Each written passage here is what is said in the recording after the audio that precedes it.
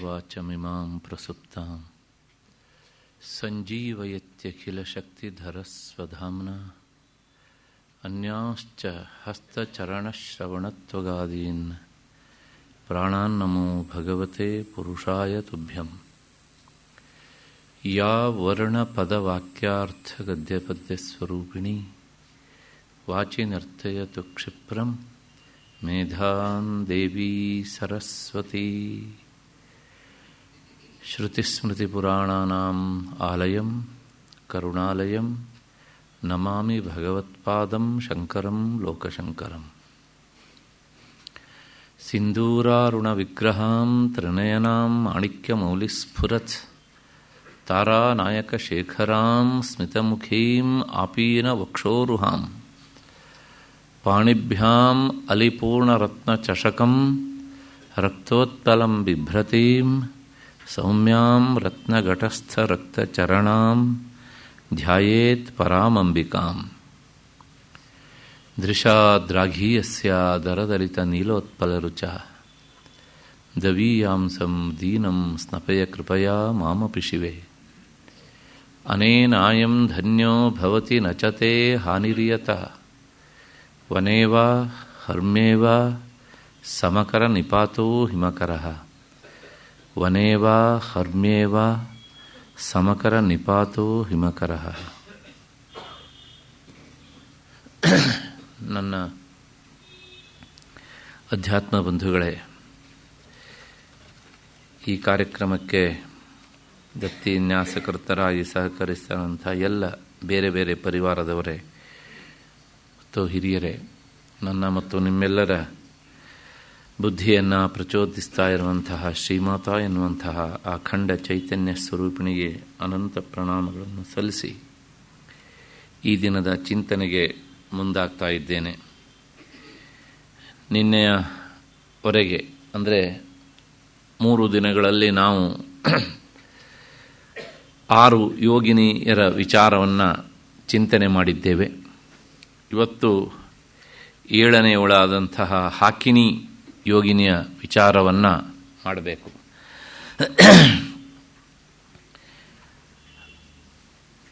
ಆ ಹಾಕಿನಿ ಯೋಗಿನಿ ಮಾಡಬೇಕು. ನಿನ್ನೆ ಅದು ಮುಕ್ತಾಯ ಆಗಿದೆ, ಉಪಸಂಹಾರ ಆಗಿದೆ. ಮುಂದೆ ಯಾಕಿನಿ ದೇವಿಯ ವಿಚಾರವನ್ನು ಕುರಿತು ನಾವು ಚಿಂತಿಸಬೇಕಾದದ್ದು ಇದೆ. ನೋಡೋಣ. ಈ ನಾಮ ಪ್ರಾರಂಭ ಆಗುವಂತಹದ್ದು 528ನೇ ನಾಮ ಸಹಸ್ರದಳ ಪದ್ಮಸ್ಥ ಅಂತ.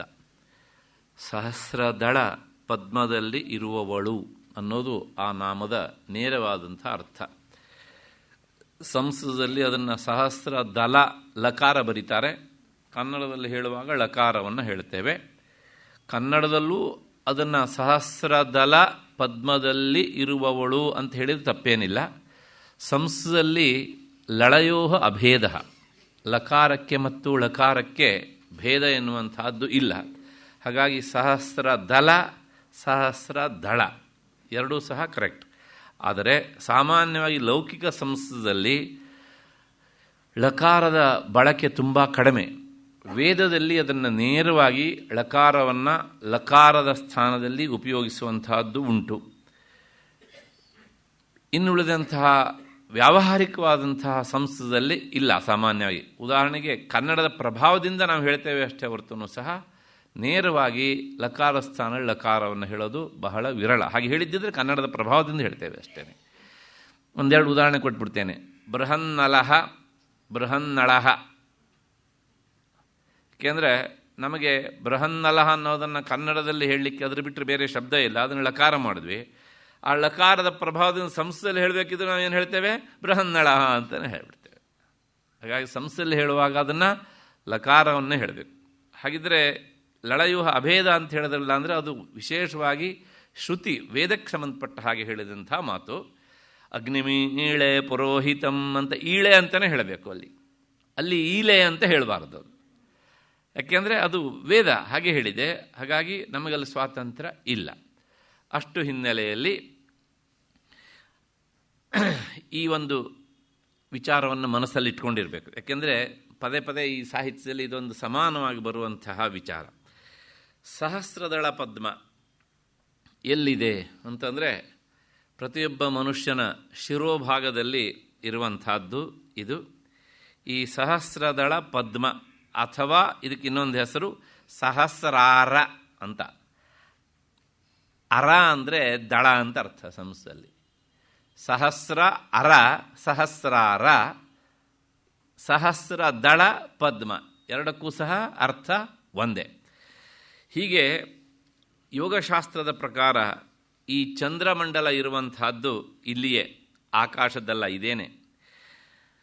ಈ ಚಂದ್ರಮಂಡಲವೇ ಸಮಯಗಳ ಮತದಲ್ಲಿ, ನಾನು ಹಿಂದೆ ಹೇಳಿದ್ದೇನೆ, ಜಗನ್ಮಾತೆಯನ್ನು ಆರಾಧಿಸುವಂತಹ ಗುಂಪು ಪ್ರಧಾನವಾಗಿ ಮೂರುಂಟು. ಒಂದು ಸಮಯ, ಇನ್ನೊಂದು ಕೌಲ, ಮತ್ತೊಂದು ಮಿಶ್ರ ಅಂತ.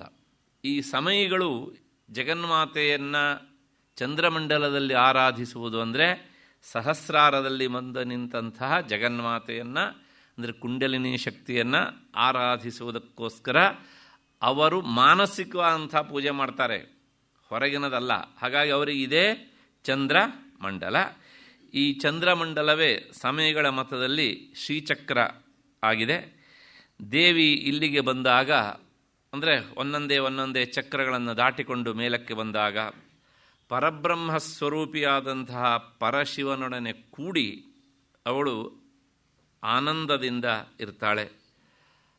ಆ ಆನಂದ ಅತಿರೇಕದಿಂದ ಅವಳ ಚರಣ ಕಮಲದಿಂದ ಸುರಿತಾ ಇರುವಂತಹ ಅಮೃತಮಯ ಜಲ ಸಾಧಕನ ದೇಹದಲ್ಲಿರುವಂತಹ ಎಲ್ಲ 72,000 ನರನಾಡಿಗಳನ್ನು ಸಹ ಅದು ಸಿಂಪಡಿಸ್ತದೆ.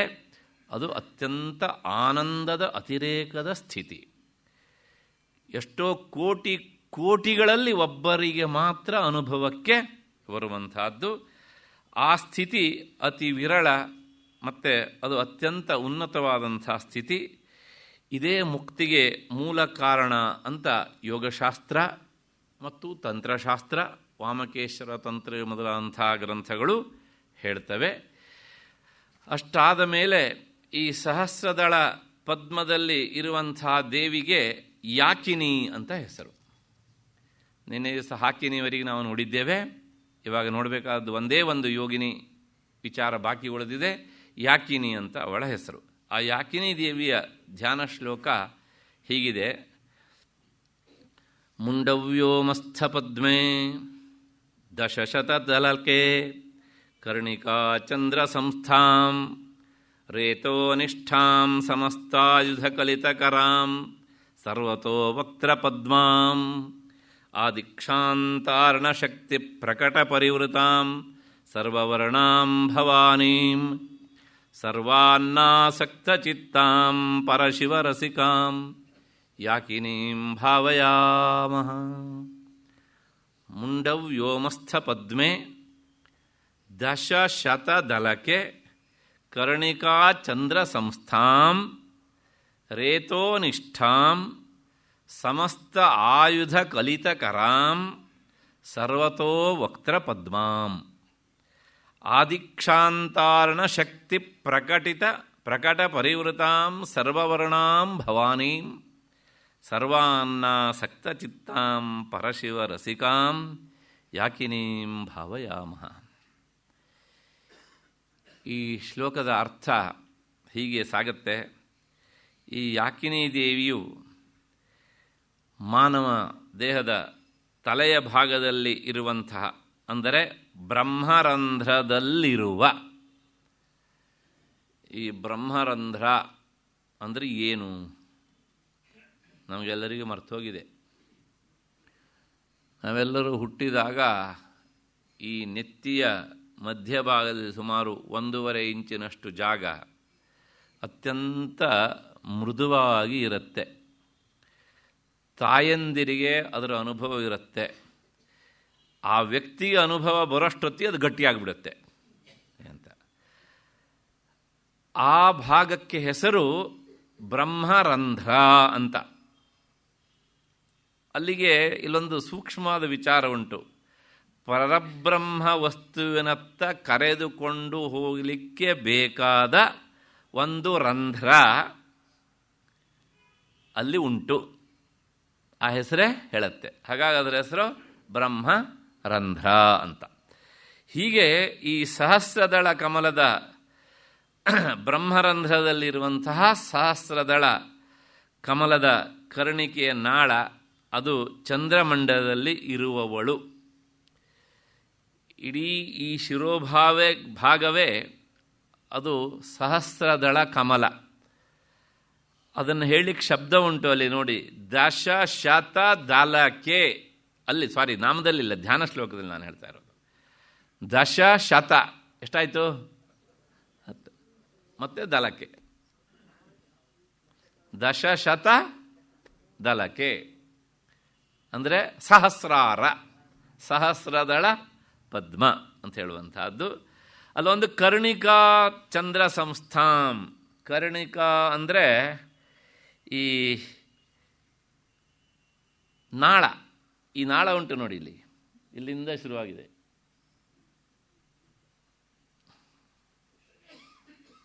ನಾಳ ಚಿತ್ರ ಇದ್ರೆ ಅಲ್ಲೇ ನೋಡ್ಕೊಳ್ಬೋದು. ಅದೇ ನಾಳ. ಅದರ ತುದೀಗುಂಟು ಒಂದು ಕಮಲ, ಹೌದು ತಾನೆ? ಚಂದ್ರ ಸಂಸ್ಥಾಂ, ಅದನ್ನೇ ಚಂದ್ರಮಂಡಲ ಅಂತ ಕರೀತಾರೆ. ನಮಗೆ ಸ್ಪಷ್ಟವಾಗಿ ಅರ್ಥ ಆಗಲಿ ಅಂತ ಅಲ್ಲಿ ಚಂದ್ರ ಬಿಂಬನೇ ಚಿತ್ರದಲ್ಲಿ ತೋರಿಸ್ಬಿಟ್ಟಿದ್ದಾರೆ ನೋಡಿ. ಕಾಣಿಸ್ತಾ ಇದೆ ಅಂತ ಅಂದ್ಕೊಂಡಿದ್ದೇನೆ. ನೇರವಾಗಿ ಚಂದ್ರಮಂಡಲವನ್ನೇ ತೋರಿಸ್ಬಿಟ್ಟಿದ್ದಾರೆ. ಆಯಿತು. ಇಂತಹ ಚಂದ್ರಮಂಡಲದಲ್ಲಿ ಜಗನ್ಮಾತೆ ಇಲ್ಲಿ ಬಂದು ಪರಶಿವನೊಂದಿಗೆ ಅವಳು ಸೇರ್ತಾಳೆ. ಇಷ್ಟು ಒಂದು ಸಾಲಿನ ಅರ್ಥ. ಮತ್ತು ಯಾಕಿನಿ ದೇವಿ ಅವಳ ವಾಸಸ್ಥಾನ ಎಲ್ಲಿ ಅಂತ ಗೊತ್ತಾಯಿತು ನಮಗೆ. ಮುಂದಿನದು ರೇತೋನಿಷ್ಠಾಂ ಅಂದರೆ ಅವಳು ಈ ರೇತಸ್ಸಿನಲ್ಲಿ ಅಭಿಮಾನವನ್ನು ಇಟ್ಟವಳು. ಅದು ಮತ್ತೆ ಮುಂದೆ ವಿಚಾರ ಮಾಡೋಣ ಅದ್ರ ಬಗ್ಗೆ ಹೆಚ್ಚಾಗಿ. ಮತ್ತೆ ಅವಳ ಸ್ವರೂಪ ಹೇಗಿದೆ ಅಂದರೆ ಸಮಸ್ತ ಆಯುಧ ಕಲಿತಕರಾಂ. ಹಿಂದೆಲ್ಲ ಒಂದೊಂದು ಯೋಗಿನಿಯಾಗಿಯೂ ಸಹ 4 ಕೈಗಳಂತೆ ಮುದ್ರೆ ಮತ್ತು ಆಯುಧಗಳನ್ನು ನೋಡ್ಕೊಂಡು ಬಂದಿದ್ವಿ. ಇಲ್ಲಿ ಹಾಗಲ್ಲ, ಆಕೆಯ ಕೈ ಇಷ್ಟು ಅಂತ ಹೇಳೋದೇ ಇಲ್ಲ. ಸಮಸ್ತ ಆಯುಧ ಕಲಿತಕರಾಂ, ಎಲ್ಲ ಆಯುಧಗಳನ್ನೂ ಧಾರಣೆ ಮಾಡಿದ್ದಾಳೆ. ಮತ್ತು ಅವಳಿಗೆ ಮುಖ ಎಷ್ಟು? ಹಿಂದೆಲ್ಲ ಪಂಚವಕ್ತ್ರ ಮತ್ತು ವಕ್ತತ್ರಯ ವಕ್ತದ್ವಯ ಅಂತೆಲ್ಲ ಹೇಳ್ಕೊಂಡು ಬಂದಿತ್ತು. ಇವಳಿಗೆ ಎಷ್ಟು ಮುಖ ಕೇಳಿದರೆ ಸರ್ವತೋ ವಕ್ತ್ರ ಪದ್ಮಾಂ. ನೀವು ಯಾವ ಕಡೆಯಿಂದ ನೋಡಿದರೂ ಅವಳಿಗೆ ಮುಖ ಕಾಣತ್ರಿ, ಅವಳ ಮುಖ ತಿರ್ಸ್ಕೊಳ್ಳೋದೇ ಇಲ್ಲ. ಸರ್ವತೋ ವಕ್ತ್ರ ಪದ್ಮಾಂ. ಮತ್ತು ಹಿಂದೆಲ್ಲ ಆಕೆಗೆ ಈ ವರ್ಣ ರೂಪವಾದಂಥ ಶಕ್ತಿಗಳನ್ನು ಹೇಳ್ಕೊಂಡು ಬಂದಿದ್ದೇವೆ ಬೇರೆ ಬೇರೆ ಯೋಗಿನಿಯರಿಗೆ. ಈಕೆಗೆ ಎಷ್ಟು ಆ ವರ್ಣರೂಪವಾದ ಶಕ್ತಿಗಳು ಅಂದರೆ ಲೆಕ್ಕ ಹಾಕ್ಕೊಳ್ಳಿ ನೀವು. ಆದಿಕ್ಷಾಂತಾರಣ ಶಕ್ತಿ ಪ್ರಕಟ, ಅಕಾರದಿಂದ ಪ್ರಾರಂಭ ಮಾಡಿ ಕ್ಷಕಾರದವರೆಗೆ ಇರುವಂಥ ಎಲ್ಲ ವರ್ಣಗಳು ಸಹ ಆಕೆಯ ಶಕ್ತಿಗಳು. ನೋಡೋಣ ಅದು ಏನಾಗುತ್ತೆ ಅಂತ. ಮತ್ತು ಬೇರೆ ಬೇರೆದೆಲ್ಲ ಬಣ್ಣ ನೋಡಿದ್ವಿ ನಾವು. ಜಗನ್ಮಾತೆಯ ಈ ಯೋಗಿನಿ ಯಾಕಿನಿ ಯೋಗಿನಿಯ ಬಣ್ಣ ಹೇಗೆ ಕೇಳಿದರೆ ಸರ್ವವರ್ಣಾಂ, ದಟ್ ಮೀನ್ಸ್ ಚಿತ್ರವರ್ಣಾಂ, ಸರ್ವವರ್ಣದಿಂದ ಕೂಡಿದವಳು. ಅದಕ್ಕೆ 2 ಅರ್ಥ ಮತ್ತೆ ಪುನಃ ಆಮೇಲೆ ನೋಡೋಣ ಮತ್ತೇನು ಅಂತ. ಭವಾನಿ, ಅವಳು ಯಾರು ಅಂದರೆ ಭವಸ್ಯ ಪತ್ನಿ ಭವಾನಿ. ಭವಾನಿ ಅನ್ನೋದಕ್ಕೆ ಅರ್ಥವೇ ಭವಸ್ಯ ಪತ್ನಿ ಅಂತ. ಮತ್ತು ಅವಳಿಗೆ ಆಹಾರಗಳನ್ನೆಲ್ಲ ಯಾವ್ಯಾವ್ದು ಇಷ್ಟ ಅಂತ ಹೇಳ್ಕೊಂಡು ಬಂದಿದ್ದೇವೆ ನಾವು ಅಲ್ವಾ. ಈ ಭವಾನಿಗೆ ಯಾವುದು ಇಷ್ಟ ಕೇಳಿದರೆ ಸರ್ವಾನ್ನಾಸಕ್ತ ಚಿತ್ತಾಂ. ಏನೋ ಇವತ್ತು ವಿಶೇಷವಾದ ಒಂದು ಭಕ್ಷ್ಯ ಮಾಡಲಿಕ್ಕೆ ಆಗಲಿಲ್ವಾ, ಆವಾಗ ಇದನ್ನು ನೆನೆಸ್ಕೊಬಿಟ್ರಾಯ್ತು. ಇವತ್ತು ಏನು ಮಾಡಿದ್ದೇನೋ ಅತ್ಯಲ್ಪದಲ್ಲೇ ನೀವು ತೃಪ್ತಿಗಳಾಗಬೇಕು. ಯಾಕಂದರೆ ನಿನ್ನ ಹೆಸರೇ ಸರ್ವಾನ್ನಾಸಕ್ತ ಚಿತ್ತಾಂ, ಎಲ್ಲ ತರಹದ ಅನ್ನದಲ್ಲೂ ಸಹ. ಅಂದ ಮಾತ್ರಕ್ಕೆ 6 ತಾಸು ಆದಮೇಲಿಂದನೇ ಇಡಬೇಡಿ. ಯಾಕೆಂದರೆ 6 ತಾಸು ಆದಮೇಲೆ ಅದು ಪರ್ಯುಷಿತ ಅಂತ ಶಬ್ದ ಅದಕ್ಕೆ. ಮತ್ತು ಅವಳ ಸ್ವಭಾವ ಹೇಗೆ ಕೇಳಿದರೆ ಪರಶಿವ ರಸಿಕಾಂ. ಭವಾನಿ ಅಂತ ಹೇಳಿದ್ದಿಂದಲೇ ಅರ್ಥ ಆಗತ್ತೆ. ಇನ್ನು ಸ್ಪಷ್ಟವಾಗಿ ಹೇಳ್ತಾರೆ ಅದನ್ನು, ಪರಶಿವರಸಿಕಾಂ ಯಾಕಿನೀಂ ಭಾವಯಾಮಃ.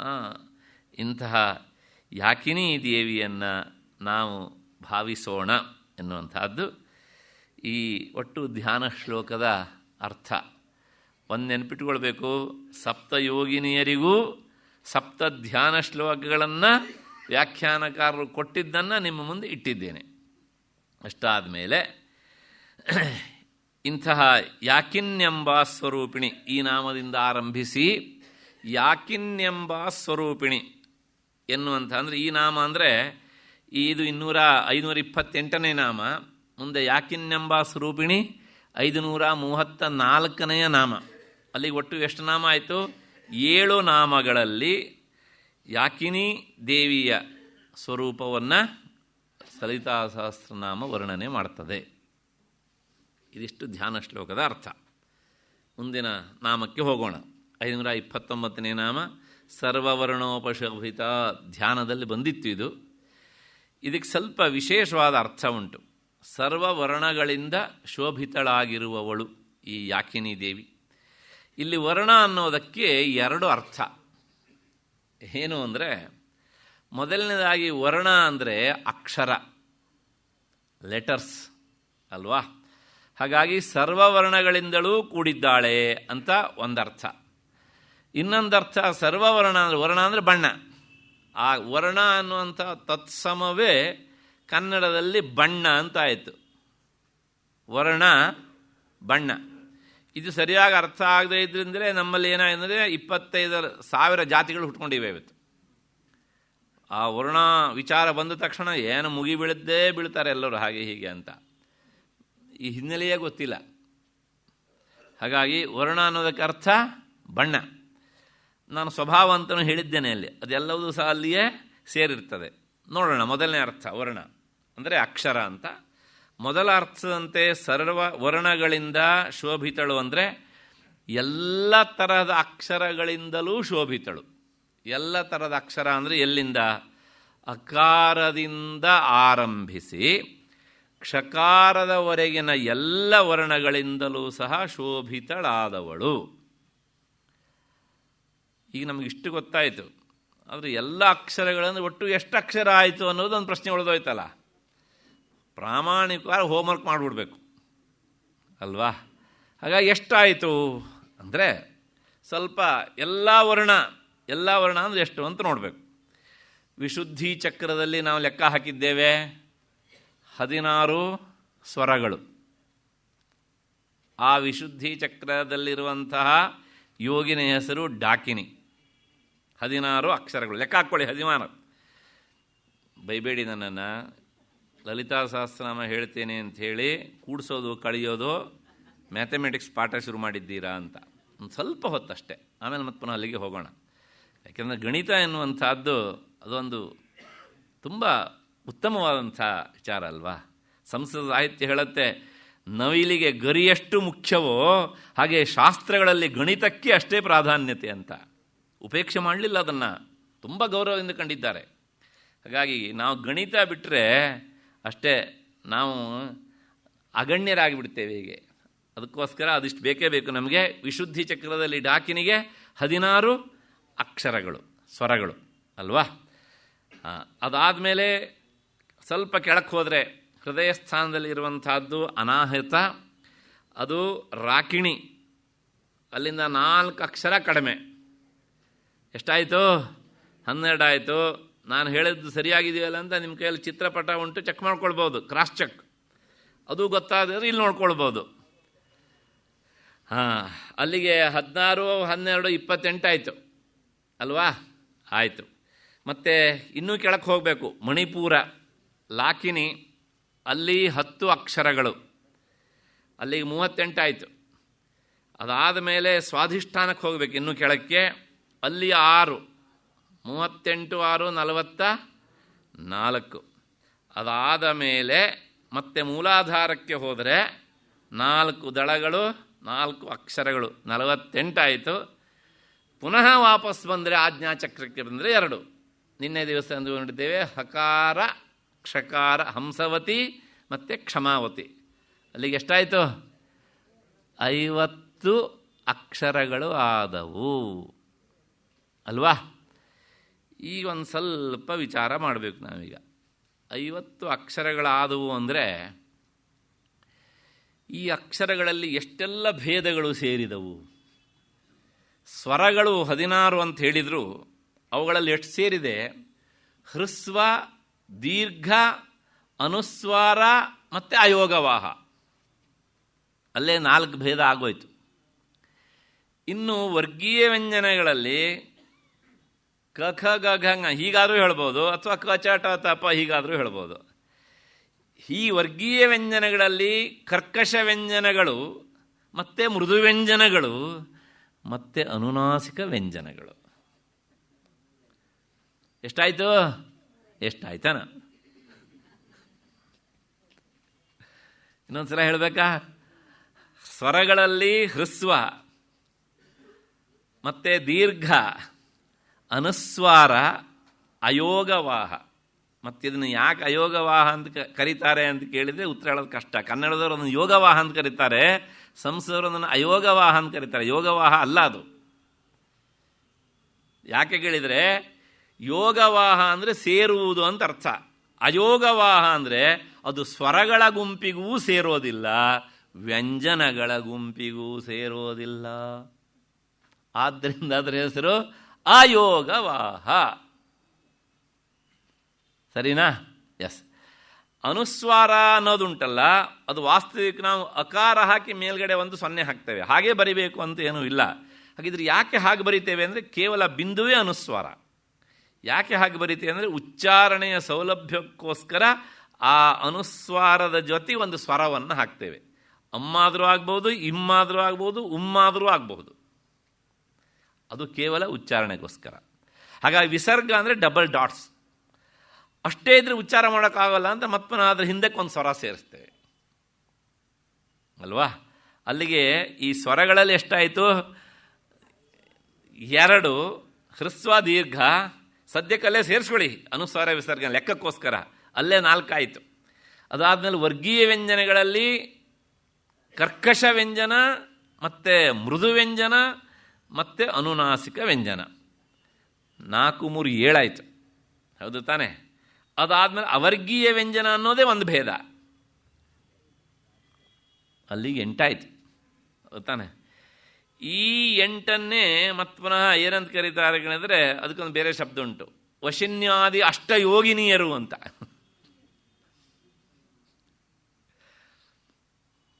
ನಾವೆಲ್ಲ ವರ್ಣಮಾಲೆ ಕಲಿತು ದಿಗ್ಗಜರಾಗಿಬಿಟ್ಟಿದ್ದೇವೆ ಅಂತ ಹೇಳ್ಕೊಳ್ಳೋದು ನಾವು.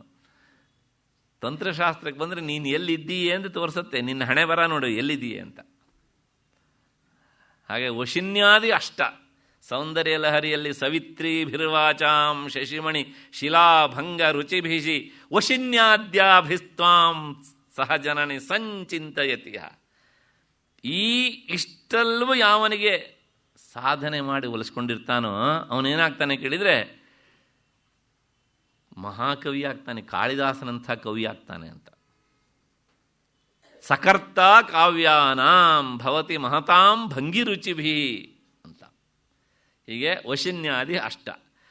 ಅಕ್ಷರಗಳ ಒಟ್ಟು ಎಷ್ಟಾಯಿತು ಕೇಳಿದರೆ 50. ಉಪಭೇದಗಳು ಎಷ್ಟಾದರೂ ಕೇಳಿದರೆ 8. ವಶಿನ್ಯಾದಿ ಅಷ್ಟ ಅಂದರು 50, 50 ಅಂದರು ವಶಿನ್ಯಾದಿ ಅಷ್ಟ. ಇಷ್ಟಾದ ಮೇಲೆ ಈಗ ಲೆಕ್ಕ ಹಾಕೋಣ, ಒಟ್ಟು 50 ಆಯಿತು. ಹೀಗೆ 50 ಈ ವರ್ಣಗಳನ್ನು ಏನಂತ ಕರೀತಾರೆ ಶಾಸ್ತ್ರಕಾರರು ಅಂದರೆ ಪಂಚಾಶತ್ ಮಾತೃಕಾ. ಪಂಚಾಶತ್ ಅಂದರೆ ಸಂಸ್ಕೃತದಲ್ಲಿ 50, ಮಾತೃಕಾ ಅಂದರೆ ವರ್ಣಗಳು. ಜಗನ್ಮಾತೆ ಪಂಚಾಶತ್ ಮಾತೃಕಾ ಸ್ವರೂಪಿಣಿ ಅಂದರೆ 50 ಈ ಅಕ್ಷರಗಳ ರೂಪದಲ್ಲಿ ಇರುವವಳು. ಯಾಕೆ ಜಗನ್ಮಾತೆಯನ್ನು ಭಾಷಾರೂಪಿಣಿ ಅಂತ ಕರೀತಾರೆ, ಯಾಕೆ ವಾಗ್ದೇವತೆ ಅಂತ ಕರೀತಾರೆ ಅನ್ನೋದಕ್ಕೆ ನಮಗೆ ಇಲ್ಲಿ ಉತ್ತರ ಸಿಗತ್ತೆ. ನೀವು ಯಾವುದೇ ಶಬ್ದವನ್ನು ಬಳಸಿ, ಆ ಶಬ್ದದಲ್ಲಿ ಈ 50 ಅಕ್ಷರಗಳು ಯಾವುದಾದ್ರು ಇಲ್ಲದೇ ಇರುವುದಿದ್ರೆ ತೋರಿಸಿ. ವಿಚಾರ ಮಾಡಿ. 1 ತಿಂಗಳ, 1 ವರ್ಷ, ಒಂದು 2-3 ವರ್ಷ ಯಾವುದೇ ಶಬ್ದ ಬಳಸ್ರಿ, ಅದರೊಳಗೆ ಈ 50ರೊಳಗೆ ಯಾವುದಾದ್ರು ಒಂದು ಇದ್ದೆ. ಅಂದರೆ ಜಗನ್ಮಾತೆ ಶಬ್ದದಲ್ಲಿ, ಪದಗಳಲ್ಲಿ ತನ್ನ ಸಾನ್ನಿಧ್ಯವನ್ನು ಇಟ್ಟಿದ್ದಾಳೆ. ಪ್ರತಿಯೊಂದು ಅಕ್ಷರವೂ ಸಹ ಅವಳ ದೇಹದ ಅವಯವ ಅನ್ನೋದನ್ನು ನಾವು ಮರೆತರೆ ಅಕ್ಷರ ಹೊಡೆದಾಕ್ತೇವಲ್ಲ, ಎಂಥ ಅಪಚಾರ ಅಲ್ವಾ? ಅಕ್ಷರ ಹೊಡೆದು ಹಾಕೋದು ಅಂದರೆ ಜಗನ್ಮಾತೆಯ ಅಥವಾ ಸಾಕ್ಷಾತ್ ಪರಮೇಶ್ವರನ ಮೈಯನ್ನು ಪರಚಿದ ಪಾಪ ನಮಗೆ. ಒಂದು ಘಟನೆ ಪ್ರಾಯಶಃ ಹೇಳಿದ್ದೇನೋ ಇಲ್ಲವೋ ಗೊತ್ತಿಲ್ಲ, ಹೇಳಿದ್ದಿದ್ರೆ ಪುನಃಸ್ಮರಣೆ ಅಂತ ಅಂದ್ಕೊಳ್ಳಿ, ಅಲ್ದಿದ್ದರೆ ಹೊಸದಾಗಿ ಅಂತ ಅಂದ್ಕೊಳ್ಳಿ. ಹೊಡೆದು ಹಾಕೋದು, ಈ ಹೊಡೆದು ಹಾಕೋದು ಉಂಟಲ್ಲ, ನಾವೆಲ್ಲರೂ ಆ ಕೆಲಸ ಮಾಡ್ತೇವೆ. ಆದರೆ ಅದಕ್ಕೊಂದು ನಮ್ಮಲ್ಲೊಂದು ನನ್ನನ್ನು ಕ್ಷಮಿಸಪ್ಪ ಅಂತ ಕೇಳುವ ಬುದ್ಧಿ ಇರಬೇಕು ನಮಗೆ.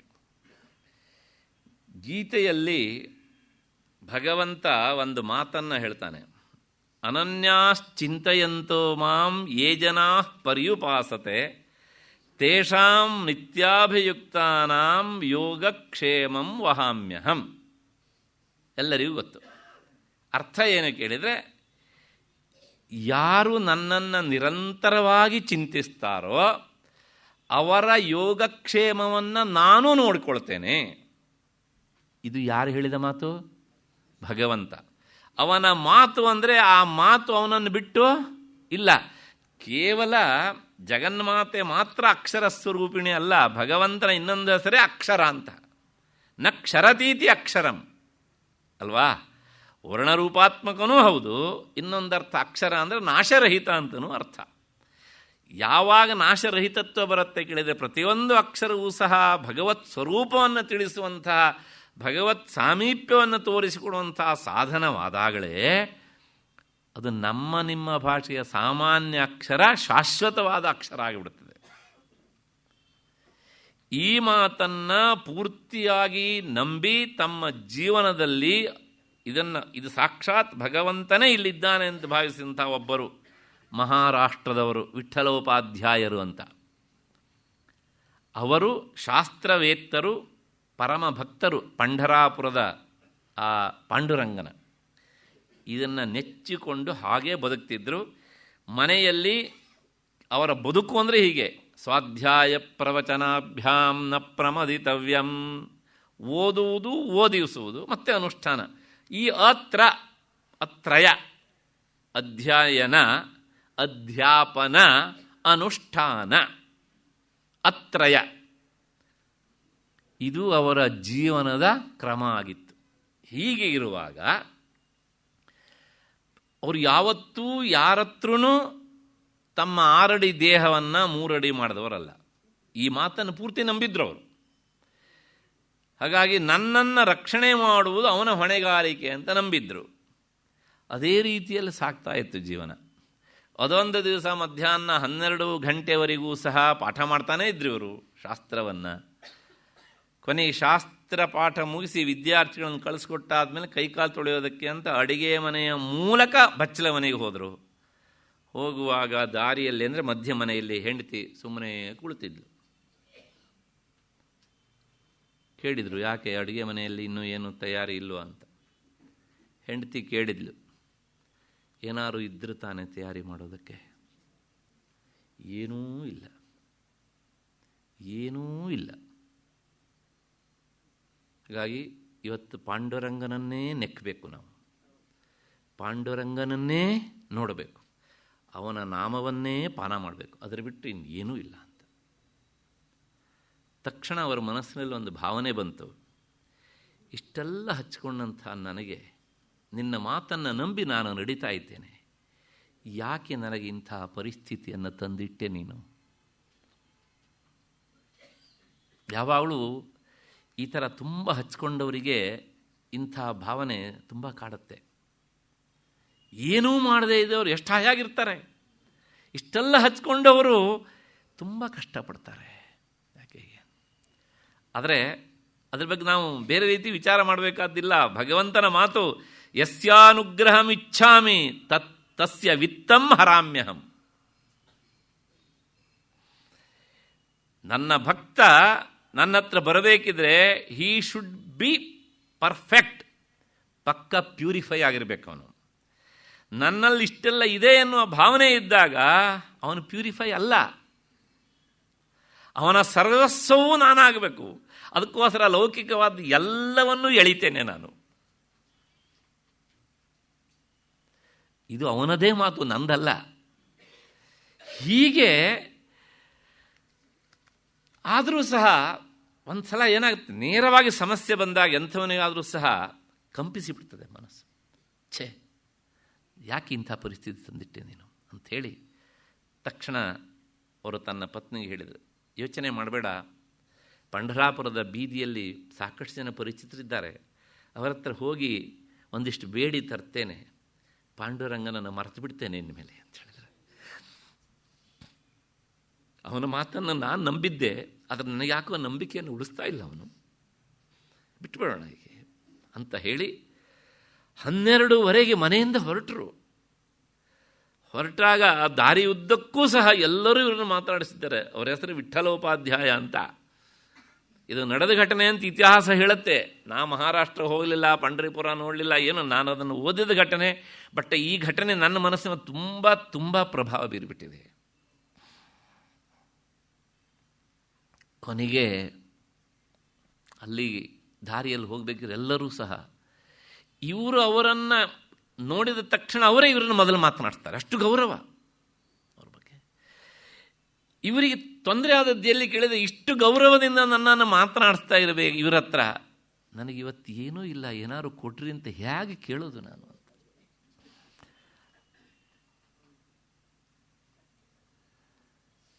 ನಾನು ಬರಬೇಕು, ಇಷ್ಟೆಲ್ಲ ಗೌರವದಿಂದ ನನ್ನ ಕಾಣ್ತಾ ಇರಬೇಕಿದ್ರೆ ನಾನು ಇವ್ರ ಹತ್ರ ಹೇಗೆ ಕೇಳಿ ಬಾಯಿ ಬಿಟ್ಟು ಅಂತ ಎಲ್ಲೋ ಒಂದು ಕಡೆಗೆ ತಡೆ ಒಡ್ಡಿತ್ತು ಅವರಿಗೆ. 1-2 ತಾಸು ಅಲೆದಾಡಿ ಮನೆಗೆ ಬರಬೇಕು. ಆದರೆ ಹೋಗಬೇಕಿದ್ರೆ ಒಂದು ಕೆಲಸ ಮಾಡಿ ಹೋಗಿದ್ದರು. ಇನ್ನು ಮುಂದೆ ಪಾಂಡುರಂಗನ ಮರೆತು ಬಿಡೋಣ ಅಂಥೇಳಿ ಗೀತೆಯ ಆ ಶ್ಲೋಕದ ಮೇಲೆ ಕಪ್ಪು ಮಷಿಯಲ್ಲಿ ಒಂದು ಗೆರೆ ಎಳೆದು ಬಿಟ್ಟಿದ್ರು.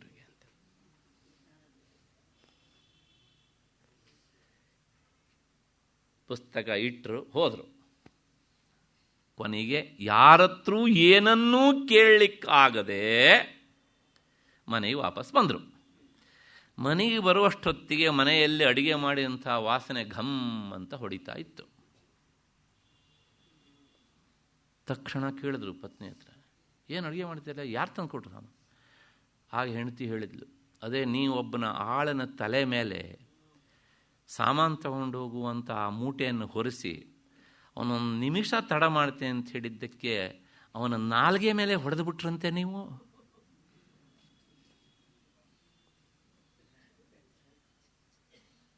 ಏನಂದೆ?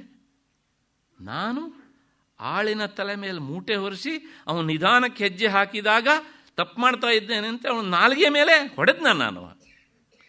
ಹೌದ್ರಿ, ತೋರಿಸ್ದ, ನಾಲ್ಗೆಯಿಂದ ರಕ್ತ ಸೋರ್ತಾ ಇತ್ತು ನನಗೆ ಅಂದ್ಲು.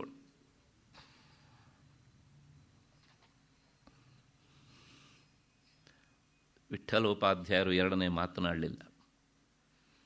ನಾನಲ್ಲ ಪುಣ್ಯಾತ್ಮ, ನೀನು ಪುಣ್ಯಾತ್ಮ. ಯಾಕೆಂದರೆ ಆ ಆಳು ಮತ್ಯಾರೂ ಅಲ್ಲ, ಪಾಂಡುರಂಗ. ಅವನನ್ನು ನೀನು ಕಂಡೆ, ನಾನು ಕಾಣಲಿಲ್ಲ. ಹೊಡೆದಿದ್ದು ನಾನು ಅವನ ನಾಲ್ಗೆಯ ಮೇಲಲ್ಲಮ್ಮ, ಅವನ ಮಾತನ್ನು ಗೆರೆ ಎಳೆದಲ್ಲ, ಅದೇ ಕೆಂಪು ಮಷಿ ಅದೇನಾಯಿತು, ನಾಲಿಗೆ ರಕ್ತವಾಗಿ ಹೊರಬಂದಿತ್ತು ಅಂತ. ಹಾಗಾಗಿ ಅಕ್ಷರ ಎನ್ನುವಂಥದ್ದು ಅದು ಸಾಕ್ಷಾತ್ ಅಕ್ಷರ ರೂಪಿಯಾದಂಥ ಭಗವಂತ ಅಥವಾ ಭಗವತಿ. ಅಷ್ಟು ಹಿನ್ನೆಲೆಯಲ್ಲಿ ಯಾವುದೇ ಶಬ್ದವನ್ನು ಹೇಳಿದರೂ ಸಹ ಈ 50 ಅಕ್ಷರಗಳಲ್ಲಿ ಇದ್ದೇ ಇರ್ತವೆ. ಹಾಗಾಗಿ ಜಗನ್ಮಾತೆ ವಾಗ್ದೇವತೆ ಅಂತ ಹೇಳೋದು, ಅಥವಾ ಶಬ್ದಸ್ವರೂಪಿಣಿ, ಭಾಷಾರೂಪಿಣಿ ಇತ್ಯಾದಿ ಇತ್ಯಾದಿ ಇತ್ಯಾದಿ. ಇದು ಒಂದು ಘಟನೆ ನಾನು ಹೇಳಿದ್ದೇನೆ. ಲೀಲಾಶುಕ ಎನ್ನುವಂಥವನು ನೇರವಾಗಿ ಈ ಮಾತನ್ನು ಹೇಳ್ತಾನೆ. 12ನೇ ಶತಮಾನದವನು, ಒರಿಸ್ಸಾದವನವನು. ನಾನು ನಿನ್ನನ್ನು ಹೊಟ್ಟೆಪಾಡಿಗೋಸ್ಕರ ದುರ್ಬಳಕೆ ಮಾಡ್ಕೊಂಡು ಬಿಟ್ಟೆ ತಾಯಿ, ನನ್ನನ್ನು ಕ್ಷಮಿಸುವಂತಾನೆ. ಹಾಗಿದ್ರೆ ಏನು ಪ್ರಾಯಶ್ಚಿತ್ತ ಮಾಡ್ಕೊಳ್ತೀಯ ಅಂತ ಕೇಳ್ತೀಯ ನನ್ನ ಹತ್ರ. ಅದಕ್ಕೋಸ್ಕರ ಗೋಪವೇಷಸ್ಥ ವಿಷ್ಣು ಗುಣಗಣನಯ, ಆ ಗೊಲ್ಲರ ಹಟ್ಟಿಯಲ್ಲಿ ಓಡಾಡ್ತಾ ಇದ್ನಲ್ಲ ಅಂಬೆಗಾಲಿಟ್ಕೊಂಡು, ಅವನನ್ನು ಕುರಿತು ಒಂದು ಕಾವ್ಯವನ್ನು ರಚಿಸಿ ಅವನನ್ನು ಕುರಿತು ಸ್ತೋತ್ರ ಮಾಡಿ ನಾನು ನಿನಗೆ ಮಾಡಿದ ಅನ್ಯಾಯಕ್ಕೆ ಪ್ರಾಯಶ್ಚಿತ್ತ ಮಾಡ್ಕೊಳ್ತೇನೆ ಅಂತ ಕೃಷ್ಣ ಕರುಣಾಮೃತ ಅಂತ ಕಾವ್ಯವನ್ನು ರಚನೆ ಮಾಡಿದ. ಅಂದರೆ ಅಕ್ಷರವನ್ನು ಎಷ್ಟು ಗೌರವಿಸಿದ್ರು ಅವರು ಹೇಗೆ ಅಂತ. ಅಷ್ಟು ಹಿನ್ನೆಲೆಯಲ್ಲಿ ಜಗನ್ಮಾತೆ ಪಂಚಾಶತ್ ಮಾತೃಕಾರೂಪಿಣಿ, ಯಾವುದೇ ಶಬ್ದದಲ್ಲೂ ಸಹ ಈ ವರ್ಣಗಳು ಇದ್ದೇ ಇರ್ತವೆ. ಆದ್ದರಿಂದ ಪ್ರತಿಯೊಂದು ಶಬ್ದವೂ ಸಹ ಜಗನ್ಮಾತೆಯ ಸ್ವರೂಪ. ಇಷ್ಟು ಹಿನ್ನೆಲೆಯಲ್ಲಿ ಆ ವರ್ಣರೂಪಿಣಿ ಸರ್ವವರ್ಣೋಪಶೋಭಿತ ಅನ್ನೋದಕ್ಕೆ ಮೊದಲನೇ ಅರ್ಥ. ಮತ್ತು ಎರಡನೇ ಅರ್ಥ ಏನು ಅಂದರೆ, ವರ್ಣ ಅನ್ನೋದಕ್ಕೆ ಅರ್ಥ ಬಣ್ಣ ಅಂತ ಅರ್ಥ. ಸರ್ವವರ್ಣ ಉಪಶೋಭಿತ ಅಂದರೆ ಎಲ್ಲ ತರಹದ ಬಣ್ಣಗಳಿಂದ ಕೂಡಿದವಳು. ಎಲ್ಲ ತರಹದ ಬಣ್ಣ ಅಂದರೆ 7 ಬಣ್ಣ ಅಲ್ವಾ? ಯಾಕೆ 7 ಬಣ್ಣ? ಇರೋದೇ 7, ಕರೆಕ್ಟ್, ಅದು ಹೌದು. ಆದರೆ ಯಾಕೆ 7 ಅದನ್ನು ಪ್ರಶ್ನೆ ಮಾಡಬಾರ್ದು. ಸೂರ್ಯನಿಂದ ಬರುವಂಥ ಪ್ರಧಾನವಾದಂಥ ಕಿರಣಗಳು ಈ 7. ಅದನ್ನೇ ಶಾಸ್ತ್ರಕಾರಂದರು ಸಪ್ತಾಶ್ವರಥಮಾರೂಢ, ನೇರವಾಗಿ ಈ ಕುದುರೆಗಳೇ ಇವೆ ಅಂತಲ್ಲ, ಆ 7 ಪ್ರಧಾನವಾದ ಕಿರಣಗಳೇ ಅವನ ಕುದುರೆಗಳು. ಕುದುರೆಗಳು ಯಜಮಾನನನ್ನು ಹೊತ್ತೊಯ್ತವೆ, ಈ ಕಿರಣಗಳು ಸೂರ್ಯನನ್ನು ನಮ್ಮತ್ತ ಕರ್ಕೊಂಡು ಬರ್ತವೆ. ಹಾಗಾಗಿ ಸಪ್ತಾಶ್ವರಥಮಾರೂಢ ಎನ್ನುವಂಥದ್ದು ಆ 7 ಕಿರಣಗಳ ಪ್ರತಿನಿಧಿಯಾಗಿ 7 ವಾರವನ್ನು ಮಾಡಿಕೊಂಡ್ರು ನಮ್ಮವರಿಗೆ. ಎಲ್ಲ ಒಂದಕ್ಕೊಂದು ಸಂಬಂಧ. ಅದಕ್ಕೋಸ್ಕರ ನೋಡಿ, ಎಲ್ಲ ಆ ಕಿರಣಗಳಿಗೆ ಸಂಬಂಧಪಟ್ಟಂತಹ ಅರ್ಥವನ್ನು ಅಷ್ಟೋ ಇಷ್ಟೋ ತಿಳಿಸುವಂಥ ವಾರಗಳು ಅಲ್ಲಿವೆ. ಅದಾದ ಮೇಲೆ ಮತ್ತೆ 7 ಬಣ್ಣಗಳಿಂದ ಶೋಭಿಸ್ತಾ ಇರುವಳು ಅಂದರೆ ಅರ್ಥ ಏನು ಅಂದರೆ, ಈ ಎಲ್ಲ ಬಣ್ಣಕ್ಕೂ ಸಹ ಅವಳೇ ಮೂಲ ಸ್ವರೂಪಿಣಿ ಅನ್ನೋದು. ಎಲ್ಲ ಬಣ್ಣ ಅಂದರೆ ನಮ್ಮೆಲ್ಲರ ಬಣ್ಣಕ್ಕೂ ಅವಳೇ ಮೂಲ ಸ್ವರೂಪಿಣಿ. ಅರ್ಥ ಆಯ್ತಾ? ನೀನು ಇವ್ರ ಕಂಡಾಗ ಈ ಬಣ್ಣ ತೋರಿಸು, ಇವ್ರನ್ನ ಕಂಡಾಗ ಈ ಬಣ್ಣ ತೋರಿಸು ಅಂತ ಹೇಳ್ತಾರಲ್ಲ, ಅವ್ರ ಬಣ್ಣ ಬಯಲಾಯಿತು ಅಂತ. ಸ್ವಭಾವ ಹೌದು ತಾನೇ? ಹೀಗೆ ಅಂತ. ಹೀಗೆ ಜಗನ್ಮಾತೆ ಸರ್ವವರ್ಣೋಪಶೋಭಿತಳು ಅಂದರೆ ಪಾಟಲ ಮತ್ತು ರಕ್ತ, ಶ್ಯಾಮ, ಪೀತಾದಿ ಬಣ್ಣಗಳಿಂದ ವಿಚಿತ್ರವಾದಂಥ ಬಣ್ಣದವಳು ಸಹ ಹೌದು ಅವಳು ಅಂತ. ಹಾಗಾಗಿ ಆ ವಿಚಿತ್ರ ಬಣ್ಣದವಳು ಅವಳು, ಅದನ್ನೆಲ್ಲ ನಮ್ಮಲ್ಲಿ ಇಟ್ಬಿಟ್ಟಿದ್ದಾಳೆ ಅಷ್ಟೇ. ಅಷ್ಟು ಹಿನ್ನೆಲೆಯಲ್ಲಿ ಅವಳು ಸರ್ವವರ್ಣೋಪಶೋಭಿತ ಅಂತ. ಮತ್ತು ಮುಂದಿನ ಮಾತು ಅಂದರೆ ನಾಮ 530ನೇ ನಾಮ ಸರ್ವಾಯುಧಧರ, ಎಲ್ಲ ತರಹದ ಆಯುಧಗಳನ್ನು ಸಹ ಧರಿಸಿರುವವಳು ಎನ್ನುವಂತಹದ್ದು ಆ ನಾಮದ ಅರ್ಥ. ಎಷ್ಟು ಆಯುಧಗಳರ್ರಿ ಅಂದರೆ ಇಲ್ಲಿ ಹೇಳೋದಿಲ್ಲ ಅದನ್ನು. ಆಕೆಯ ಪತಿಯ ವಿಚಾರವನ್ನು ಹೇಳಬೇಕಿದ್ರೆ ಋಷಿ ಹೇಳ್ತಾರೆ, ಸಹಸ್ರಾಣಿ ಸಹಸ್ರಧಾ ಬಾಹುವೋಸ್ತವ ಹೇತಯಃ ಹೇತವಃ ಹೇತಯಃ. ಹೌದು ತಾನೇ? ಸಹಸ್ರಾಣಿ ಸಹಸ್ರದ ಬಾಹವ, 4 ಅಂತಲೇ ಅಂದ್ಕೊಳ್ಬೇಡಿ. ಸಾಧಕನಿಗೆ ಅಷ್ಟಿದ್ರೆ ಸಾಕಾಗತ್ತೆ ಅನ್ನೋದು ಇಷ್ಟಿಂದ ಹೇಳಿದ್ದು ಪರಿಚಯಕ್ಕೆ. ಅದು ಅವಳ ಸ್ವಲ್ಪ ಸ್ವರೂಪ. ಆದರೆ ಅವಳ ವಿರಾಟ್ ರೂಪ ನೋಡಬೇಕು ಅಂದರೆ ಸಹಸ್ರಾಣಿ ಸಹಸ್ರದ. ಹಾಗಾಗಿ ಸರ್ವಾಯುಧ ಧರ ಅಂತ ಅರ್ಥ. ಇಷ್ಟು ಈ ನಾಮದ ಅರ್ಥ. ಧ್ಯಾನ ಶ್ಲೋಕದಲ್ಲೂ ಸ್ವಲ್ಪ ಬಂದಿತ್ತಿದು. ಮುಂದಿನ ನಾಮ ಶುಕ್ಲ ಸಂಸ್ಥಿತ. ಅಲ್ಲಿ ಶಬ್ದ ಏನಿತ್ತು ಅಂದರೆ ರೇತೋನಿಷ್ಠಾಂ ಅಂತ ಇತ್ತು. ಅದಕ್ಕೆ ಪರ್ಯಾಯ ಪದವಾಗಿ ನಾಮ ಶುಕ್ಲ ಸಂಸ್ಥಿತಾಂ ಅಂತ ಹೇಳುತ್ತೆ. ಯಾಕೆ ಹೇಳುತ್ತೆ ಅಂದರೆ, ಶುಕ್ಲ ಅಂದರೂ ರೇತಸ್ಸು ಅಂದರೆ ಶುಕ್ಲ. ಯಾಕೆ ರೇತಸ್? ಇದಕ್ಕೆ ಅರ್ಥ ರೇತಸ್ಸಿನ ಅಭಿಮಾನಿ ದೇವತೆ ಅಂತ ತದ್ವತ್ತಾದಂಥ ಅರ್ಥ. ಯಾಕೆ ರೇತಸ್ಸನ್ನು ಶುಕ್ಲ ಅಂತ ಕರೀತಾರೆ ಅಂದರೆ, ರೇತಸ್ಸಿನ ಬಣ್ಣ ಬಿಳುಪು. ಆ ಬಿಳುಪು ಅನ್ನೋದಕ್ಕೆ ಸಂಸ್ಕೃತ ಶಬ್ದ ಶುಕ್ಲ ಅಂತ. ಹಾಗಾಗಿ ರೇತಸ್ಸಿನ ಅಭಿಮಾನಿ ಅವಳು ಶುಕ್ಲವರ್ಣಳು. ರೇತಸ್ಸು ಶುಕ್ಲ. ಪುರುಷ ದೇಹ ಆದರೆ ರೇತಸ್ಸು, ಸ್ತ್ರೀ ದೇಹ ಆದರೆ ಅದಕ್ಕೆ ಹೆಸರು ಶುಕ್ಲ, ಪುರುಷ ದೇಹದಲ್ಲಿ ರೇತಸ್ಸಿಗೆ ಇನ್ನೊಂದು ಹೆಸರು ಶುಕ್ಲ, ಸ್ತ್ರೀ ದೇಹ ಆದರೆ ಶೋಣಿತ. ಏನಿದ್ರೂ ಸಹ ಎರಡೂ ಸಹ ವರ್ಣ ಸಮಾನ. ಹಾಗಾಗಿ ಅವಳು ಶುಕ್ಲ ಸಂಸ್ಥಿತಾಂ. ಹೀಗೆ ಯಾಕಿದನ್ನು ಹೀಗೆ ಕರೀತಾರೆ ಅಂದರೆ, ಶುಕ್ಲ ಎನ್ನುವಂಥದ್ದು ಯಾವಾಗಲೂ ಅಷ್ಟೇ ಬಿಳುಪು ಅನ್ನುವಂಥದ್ದು ಎಲ್ಲ ಬಣ್ಣಗಳಲ್ಲೂ ಎದ್ದು ಕಾಣುವಂಥದ್ದು. ಹಾಗೆಯೇ ಇಡೀ ಮಾನವ ದೇಹದಲ್ಲಿ ಸಾರಾತ್ಸಾರವಾದಂಥದ್ದು ರೇತಸ್ಸಾದ್ದರಿಂದ ಅದಿಲ್ಲ ಅಂದರೆ ಮನುಷ್ಯ ಏಳಲ್ಲ ಅಂತ ಅರ್ಥ ಅಷ್ಟೇ ಅಲ್ವಾ. ಹಾಗಾಗಿ ಅಷ್ಟು ಪ್ರಧಾನವಾದಂತಹ ಒಂದು ಧಾತು ಅದು. ಯಾಕೆಂದರೆ ಮನುಷ್ಯ ತಿಂದಂತಹ ಅನ್ನ ಸಾಮಾನ್ಯವಾಗಿ 3 ಭಾಗವಾಗಿ ಹೋಗುತ್ತೆ. ಒಂದು ಅತ್ಯಂತ ಸ್ಥೂಲವಾದಂಥದ್ದು, ಅದು ಜೀರ್ಣ ಆದಮೇಲೆ ಮಲದ್ವಾರದ ಮೂಲಕ ಬೇಕಾಗಿಲ್ಲ ಅಂಥೇಳಿ ಅದು ಆಚೆ ಹೋಗ್ತಾ ಇರುತ್ತೆ. ಮತ್ತು ಅದರ ಮಧ್ಯಭಾಗವಾದಂಥದ್ದು ಏನಾಗುತ್ತೆ ಅಂದರೆ ಅದು ಮೆದುಳಿಗೆ ಹೋಗುತ್ತೆ. ದೇಹದ ಇನ್ನುಳಿದಂಥ ಹೆಚ್ಚೆಚ್ಚು ಎಲ್ಲ ಅವಯವಗಳಿಗೂ ಸಹ ಆ ಸಮಾನ ವಾಯು ಅದನ್ನು ಸಮಾನವಾಗಿ ವಿಂಗಡಣೆ ಮಾಡ್ತಾ ಇರುತ್ತೆ. ಅಲ್ಲೊಂದು ಅದ್ಭುತವಾದ ವಾರ್ಡನ್ ಇದ್ದಾನೆ, ಈ ಎಲ್ಲ ಅವಯವಗಳ ಯೋಗಕ್ಷೇಮವನ್ನು ನೋಡ್ತಾ ಇರ್ತಾನೆ. ಸಮಾನ ವಾಯು, ಹಾಗಾದರೆ ಹೆಸರು ಸಮಾನ ಅಂತ. ಮತ್ತೆ ಈ ಎಲ್ಲ ಆಹಾರದ ಸಾರ ಎಸೆನ್ಸ್ ಅದು ಏನಾಗುತ್ತೆ, ಶುಕ್ಲ ಆಗುತ್ತೆ. That is the essence. ಹಾಗಾಗಿ ಜಗನ್ಮಾತೆ ಈ ಶುಕ್ಲ ಸಂಸ್ಥಿತ ಅಂದರೆ ಇಂಥ ಧಾತುವಿನ ಅಭಿಮಾನಿ ದೇವತೆ.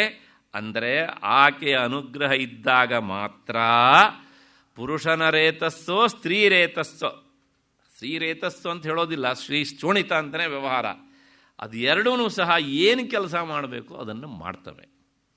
ಹಾಗಿಲ್ಲದೆ ಇದ್ದರೆ ಏನೂ ಕೆಲಸ ಆಗೋದಿಲ್ಲ ಎನ್ನುವಂಥ ಅಷ್ಟು ಹಿನ್ನೆಲೆಯಲ್ಲಿ ಶುಕ್ಲ ಸಂಸ್ಥಿತ. ಮತ್ತು ಮುಂದಿನ ಮಾತು ನಾಮ 532ನೇ ನಾಮ ಸರ್ವತೋಮುಖಿ.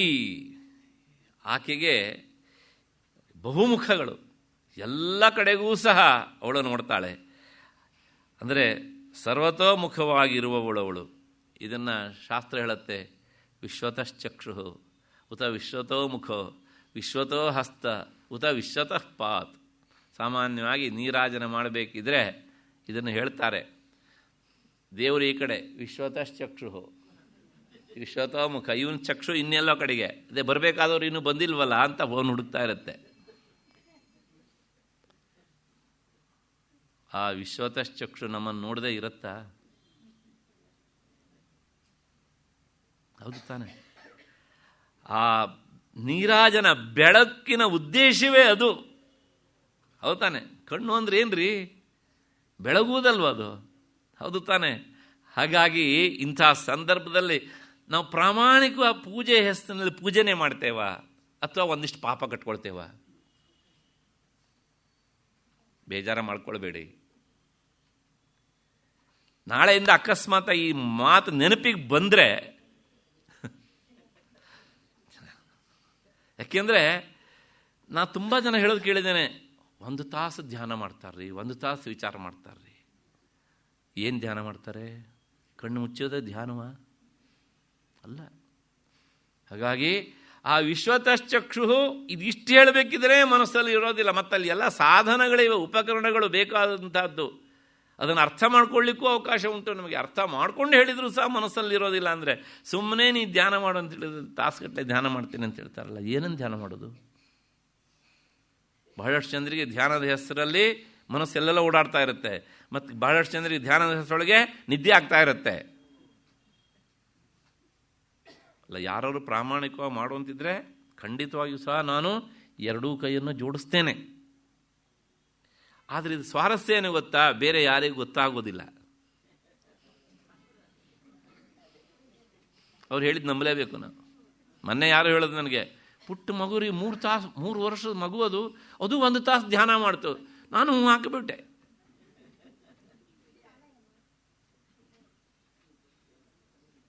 ಅಲ್ವಾ?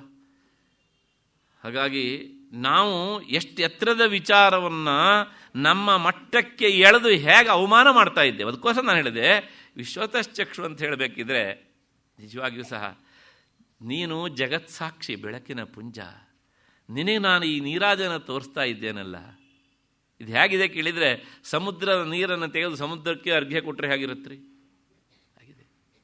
ಹಾಗಿದ್ರೆ ಯಾಕೆ ಮಾಡಬೇಕು ಹೇಳಿದರೆ, ಆದರೂ ಸಹ ಸಮುದ್ರದ ನೀರನ್ನೇ ತೆಗೆದು ಸಮುದ್ರಕ್ಕೆ ಅರ್ಘ್ಯ ಕೊಟ್ಟರೆ ಕೊಟ್ಟ ನನ್ನ ಕೈಗಳು ಪವಿತ್ರವಾದವಲ್ಲ ಅಲ್ವಾ? ಪರಿಮಳದ ಹೂವನ್ನು ದೇವರಿಗೆ ಹಾಕಿದರೂ ಸಹ ಹಾಕಿದ ಕೈ ಸುವಾಸನೆ ಆಗತ್ತಲ್ಲ, ಹೌದು ತಾನೇ? ಇಷ್ಟೇ, ಈ ಧನ್ಯತೆಗೋಸ್ಕರ ಇದು ಅರ್ಥ ಆದಾಗ ನಮಗೇನಾಗುತ್ತೆ, ಎಲ್ಲೋ ಒಂದು ಕಡೆಗೆ ಸಮಾಧಾನ ಸಿಗತ್ತೆ. ಮತ್ತು ಇದೆಲ್ಲವನ್ನು ಮರೆತು ಮಾಡ್ತಾ ಇದ್ರೆ ಏನಾಗುತ್ತೆ, ಪೂಜೆ ಮಾಡೋಕ್ಕಿಂತ ಮೊದಲೇ ಆಗಿತ್ತು, ಆಮೇಲೂ ಹಾಗೇ ಇರುತ್ತೆ, ಏನು ವ್ಯತ್ಯಾಸ ಆಗೋದಿಲ್ಲ. ಹಾಗಾಗಿ ಯಾಕಿಷ್ಟೆಲ್ಲ ಹೇಳಿದೆ ಕೇಳಿದರೆ, ಸರ್ವತೋಮುಖಿ, ನೀನು ಆಕೆಯನ್ನು ನೋಡದೆ ಈ ಕಡೆ ತಿರ್ಕೊಂಡು ಮುಖ ಮಾಡಿಕೊಂಡು ಯಾರೋ ಬರ್ತಿದ್ದಾರೆ ಅಂತ ಕಾಯ್ಕೊಂಡು ಅವ್ರ ಕಡೆ ಮುಖ ಮಾಡಿದ್ರು ಸಹ ಅವಳು ನಿನ್ನನ್ನು ನೋಡ್ತಾಳೆ ಅನ್ನೋದನ್ನು ಮರಿಬೇಡ. ಈ ಎಚ್ಚರಿಕೆ ಉಂಟು ಆ ಮಾತಿನಲ್ಲಿ. ಹಾಗಾಗಿ ಯಾಕೆಂದರೆ ಅವಳ ಸ್ವರೂಪವೇ ವಿಶ್ವತಶ್ಚಕ್ಷು ಉತ ವಿಶ್ವತೋ ಮುಖೋ ವಿಶ್ವತಃ ಹಸ್ತ ಉತ ವಿಶ್ವತಃ ಪಾತ್. ಹಾಗಾಗಿ ಅವಳು ಅನೇಕ ಕಣ್ಣುಳ್ಳವಳು, ಅನೇಕ ಮುಖಗಳುಳ್ಳವಳು, ಎಲ್ಲರನ್ನೂ ಕಾಣ್ತಾಳೆ, ಎಲ್ಲರನ್ನೂ ನೋಡ್ತಾಳೆ. ಯಾಕೆಂದರೆ ಎಲ್ಲರ ಕಣ್ಣು ಅವಳ ಕಣ್ಣೆ. ಹಾಗಾಗಿ ನೀನು ಅವಳನ್ನು ವಂಚಿಸಲಾರೆ, ಈ ಎಚ್ಚರ ನಿನಗಿರಲಿ. ಭಗವಂತ ಈ ಮಾತನ್ನು ಗೀತೆಯಲ್ಲೇ ಹೇಳ್ತಾನೆ, ಸರ್ವತೋಕ್ಷಿ ಶಿರೋಮುಖಂ. ಸಮಾನವಾದಂಥ ಮಾತುಗಳು ಲಲಿತಾ ಸಹಸ್ರನಾಮದಲ್ಲಿ ಮತ್ತು ಭಗವದ್ಗೀತೆಯಲ್ಲಿ. ಹೀಗೆ ಅವಳನ್ನು ಯಾರೂ ವಂಚಿಸಲಾರರು. ಅಷ್ಟು ಹಿನ್ನೆಲೆಯಲ್ಲಿ ಈ ನಾಮದ ವಿಚಾರ ಆಯಿತು ಅಂದ್ಕೊಂಡು ಮತ್ತೆ ಮುಂದಿನ ನಾಮಕ್ಕೆ ಹೋಗೋಣ. ಸರ್ವೌದನ ಪ್ರೀತ ಚಿತ್ತ. ಇದನ್ನ ಶಬ್ದ ಓದನ ಅಂತ ಶಬ್ದ ಉಂಟು. ಓದನ ಅನ್ನೋದಕ್ಕೆ ಅರ್ಥ ಅನ್ನ ಅಂತ ಅರ್ಥ. ನಿನ್ನೇನು ಬಂದಿತ್ತು ಇದು. ಹಾಗಾಗಿ ಎಲ್ಲ ತರಹದ ಅನ್ನಗಳಲ್ಲೂ ಅವಳು ಪ್ರಿಯವಾದ ಮನಸ್ಸನ್ನು ಇಟ್ಟವಳು ಅಂತ ಅರ್ಥ. ಹೀಗಂದ್ರೆ ಅರ್ಥ ಏನು ಅಂದರೆ, ಎಲ್ಲ ತರಹದ ಅನ್ನ ಅಂದರೆ ಸರಿಯಾಗಿ ಅರ್ಥ ಮಾಡ್ಕೊಳ್ಬೇಕು. ಆ ವಿಶುದ್ಧಿ ಚಕ್ರದಲ್ಲಿ ಡಾಕಿನಿ ದೇವಿ ಇದ್ಲಲ್ಲ, ಅವಳಿಗೆ ಏನು ಹೇಳಿತ್ತು? ಪಾಯಸ ಹೇಳಿತ್ತು. ಅಲ್ಲಿಂದ ಶುರು ಮಾಡಿ ಪ್ರಾರಂಭ ಮಾಡಿ ನಿನ್ನೆ ದಿವಸ ಹರಿದ್ರಾನ್ನ ಹೊಂದಿತ್ತಲ್ವಾ, ಇಲ್ಲಿನವರೆಗಿನ ಈ 6 ತರಹದ ಭಕ್ಷ್ಯಗಳೂ ಸಹ ಈ ಯಾಕಿನಿ ದೇವಿಗೆ ಇಷ್ಟ. ಇದ್ರ ಹೊರತಾಗ ಬೇರೆ ಅಲ್ಲ. ಈ ಭಕ್ಷ್ಯಗಳಲ್ಲಿ ಯಾವುದನ್ನಾದರೂ ಆಗ್ಬೋದು. ಸರ್ವೌದನ ಪ್ರೀತ ಚಿತ್ತ. ಅದು ಯಾವ್ಯಾವುದು ಅಂತೆಲ್ಲ ಹೇಳ್ತಾ ಬಂದಿದ್ದೇನೆ. ಅದಕ್ಕೋಸ್ಕರ ಆದಿ ಹೇಳಿಬಿಟ್ಟಿದ್ದೇನೆ. ಡಾಕಿನಿ ದೇವಿಗೆ ಪಾಯಸ, ಮತ್ತು ಹಾಕಿನಿಗೆ ಕೇಸರಿ ಅನ್ನ, ನಿನ್ನೆ ದಿವಸ ಹೇಳಿದ್ದು ಕೇಸರಿ ಪಾಯಸ. ಅದು ಅವರಿಗೆ ಎಲ್ಲವೂ ಸಹ ಅವಳಿಗೆ ಇಷ್ಟ, ಇಂಥ ಆಹಾರ ಅಂತ. ಇದು ಭಾಸ್ಕರ್ ರಾಯರು ಕೊಟ್ಟಂಥ ವಿವರಣೆ. ಇದಕ್ಕೊಂದು ಸ್ವಲ್ಪ ವಿಸ್ತೃತವಾದ ಅರ್ಥವನ್ನು ಹೇಳ್ತಾರೆ ವೈದ್ಯನಾಥ ದೀಕ್ಷಿತರು. ಈ 6 ತರಹದ್ದಲ್ಲಪ್ಪ, ಪಾಕಶಾಸ್ತ್ರದಲ್ಲಿ ಹೇಳಿದಂಥ ಪವಿತ್ರವಾದ ಎಲ್ಲ ಆಹಾರಗಳು ಅವಳಿಗೆ ಇಷ್ಟವೇ. ಅದು ಯಾಕ್ರಿ ಒಂದು ಶಬ್ದ ಸೇರಿಸಿದ್ರಿ, ಅಡ್ಜೆಕ್ಟಿವ್ ಪವಿತ್ರ ಅಂತ? ಈರುಳ್ಳಿ, ಬೆಳ್ಳುಳ್ಳಿ, ಗರಂ ಮಸಾಲೆ ಇವುಗಳನ್ನು ಬಿಟ್ಟು ಅಂತ. ಮತ್ತು ಅಡ್ಡ ಪ್ರಶ್ನೆ ಬರ್ತದೆ, ಅದ್ರ ಯಾಕ್ರಿ ತಿನ್ನಬಾರ್ದು? ನೈವೇದ್ಯ ಆಮೇಲೆ ನಾವು ಯಾಕ್ರಿ ತಿನ್ನಬಾರ್ದು? ಯಾಕೆ ನೈವೇದ್ಯ ಮಾಡಬಾರ್ದು? ಒಂದು ಮಾತನ್ನು ಸಂದರ್ಭ ಬಂದಿದ್ದಕ್ಕೆ ಹೇಳ್ತೇನೆ. ಆ ಸರ್ವೌದನ ಪ್ರೀತ ಚಿತ್ತ ಅನ್ನೋದಕ್ಕೆ ದೀಕ್ಷಿತ ಕೊಟ್ಟಂದು ಪಾಕಶಾಸ್ತ್ರದಲ್ಲಿ ಹೇಳಿದಂಥ ಎಲ್ಲ ಪವಿತ್ರತರವಾದಂಥ ಆಹಾರಗಳು. ಇಲ್ಲಿ ವಿಶೇಷವಾಗಿ ಹೇಳುವಂಥದ್ದು ಏನಂದರೆ, ದೇವಿಯ ಆಹಾರದಲ್ಲಿ ಒಂದು ಕೇಸರಿ ಅನ್ನ ಯಾರಾಯ್ತಲ್ಲ, ಅದರ ಜೊತೆಗೆ ಮಾಧುರ್ಯದಿಂದ ಕೂಡಿರಬೇಕು. ಒಂದು ಸ್ವಲ್ಪ ಸ್ನಿಗ್ಧತೆ, ಜಿಡ್ಡಿನ ಅಂಶ ಇರಬೇಕು. ಹಾಗ ಎಲ್ಲ ಕಡೆಗೂ ನಾವು ಅದನ್ನು ನೋಡ್ತಾ ಬಂದಿದ್ದೇವೆ. ಆದರೆ ಇವು ಸುತರಾಂ ವರ್ಜ್ಯ. ದೇವಿಗೆ ಒಂದಲ್ಲ, ಮನುಷ್ಯರಿಗೂ ವರ್ಜ್ಯವೇ. ದಯವಿಟ್ಟು ಯಾರು ಅದ್ರ ಬಗ್ಗೆ ಪ್ರೀತಿ ಇಟ್ಕೊಂಡಿದ್ರೆ ಬೇಜಾರು ಮಾಡ್ಕೊಳ್ಬೇಡಿ. ಯಾಕೆ ಹಾಗೆ ಹೇಳ್ತಾರೆ ಅಂದರೆ, ಕಾರಣ ಇಷ್ಟೇ. ನಮ್ಮವರು ಪ್ರತಿಯೊಂದು ಆಹಾರವನ್ನು ಸಹ ಅದನ್ನು ಸರಿಯಾಗಿ ವಿಚಾರ ಮಾಡಿದ್ದಾರೆ. ಏನು ವಿಚಾರ ಅಂದರೆ, ಆಹಾರದ ಉದ್ದೇಶ ಎರಡು. ಒಂದು, ಇದನ್ನು ತಿಂದರೆ ದೇಹದ ಮೇಲೆ ಏನು ಪರಿಣಾಮ ಬೀರುತ್ತದೆ ಅನ್ನುವುದು ಮೊದಲನೇದು. ಎರಡನೇದು, ಇದನ್ನು ತಿಂದರೆ ಮನಸ್ಸಿನ ಮೇಲೆ ಏನು ಪರಿಣಾಮ ಬೀರ್ತದೆ ಅನ್ನುವಂಥದ್ದು. ನಾನು ಹೇಳ್ತಾ ಇರುವಂಥದ್ದು ಅಧ್ಯಾತ್ಮ ಸಾಧಕರಿಗೆ. ಹಾಗಾಗಿ ಈ ಸಂಸ್ಕೃತದಲ್ಲಿ ಈರುಳ್ಳಿಗೆ ಪಲಾಂಡು ಅಂತ ಕರೀತಾರೆ, ಬೆಳ್ಳುಳ್ಳಿಗೆ ಲಶುನ ಅಂತ ಕರೀತಾರೆ. ಆಯುರ್ವೇದದಲ್ಲಿ ಬೆಳ್ಳುಳ್ಳಿಯನ್ನು ಮಹೌಷಧ ಅಂತ ಕರೆದಿದ್ದಾರೆ. ಅದು ಔಷಧ, ಇದು ಔಷಧ. ಯಾಕೆ ಅಂತ ಆಮೇಲೆ ಹೇಳ್ತೇನೆ. ಹಾಗಿದ್ರೆ ಅದರೊಳಗೆ ಗುಣವೂ ಉಂಟು, ದೋಷವೂ ಉಂಟು. ಒಬ್ಬ ಹಾರ್ಟಿಗೆ ಸಂಬಂಧಪಟ್ಟಂಥ ತೊಂದರೆ ಇರುವವನು ಬೆಳ್ಳುಳ್ಳಿಯನ್ನು ತಿನ್ನುವಂಥದ್ದು ಸರಿಯೇ, ಅಥವಾ ದೇಹದಲ್ಲಿ ತುಂಬ ಈ ವಾಯುಗೆ ಸಂಬಂಧಪಟ್ಟಂಥದ್ದಿದ್ದರೆ ಅದು ಸರಿಯೇ, ಅದು ದೈಹಿಕವಾಗಿ ಒಳಿತು. ಮಾನಸಿಕವಾಗಿ ಅದೇನು ಮಾಡುತ್ತೆ ಕೇಳಿದರೆ, ಒಂದು ಮನಸ್ಸನ್ನು ಟೆಂಪ್ಟ್ ಮಾಡುತ್ತೆ, ವಿಪರೀತ ಟೆಂಪ್ಟ್. ಇನ್ನೊಂದು, ಇದು ಎರಡೂ ಸಹ ಶುಕ್ಲ ಸಂಸ್ಥಿತ ಅಂತ ಹೇಳಿದ್ವಲ್ಲ, ಅದರ ಗಟ್ಟಿತನವನ್ನು ಕರಗಿಸಿಬಿಡತ್ತೆ.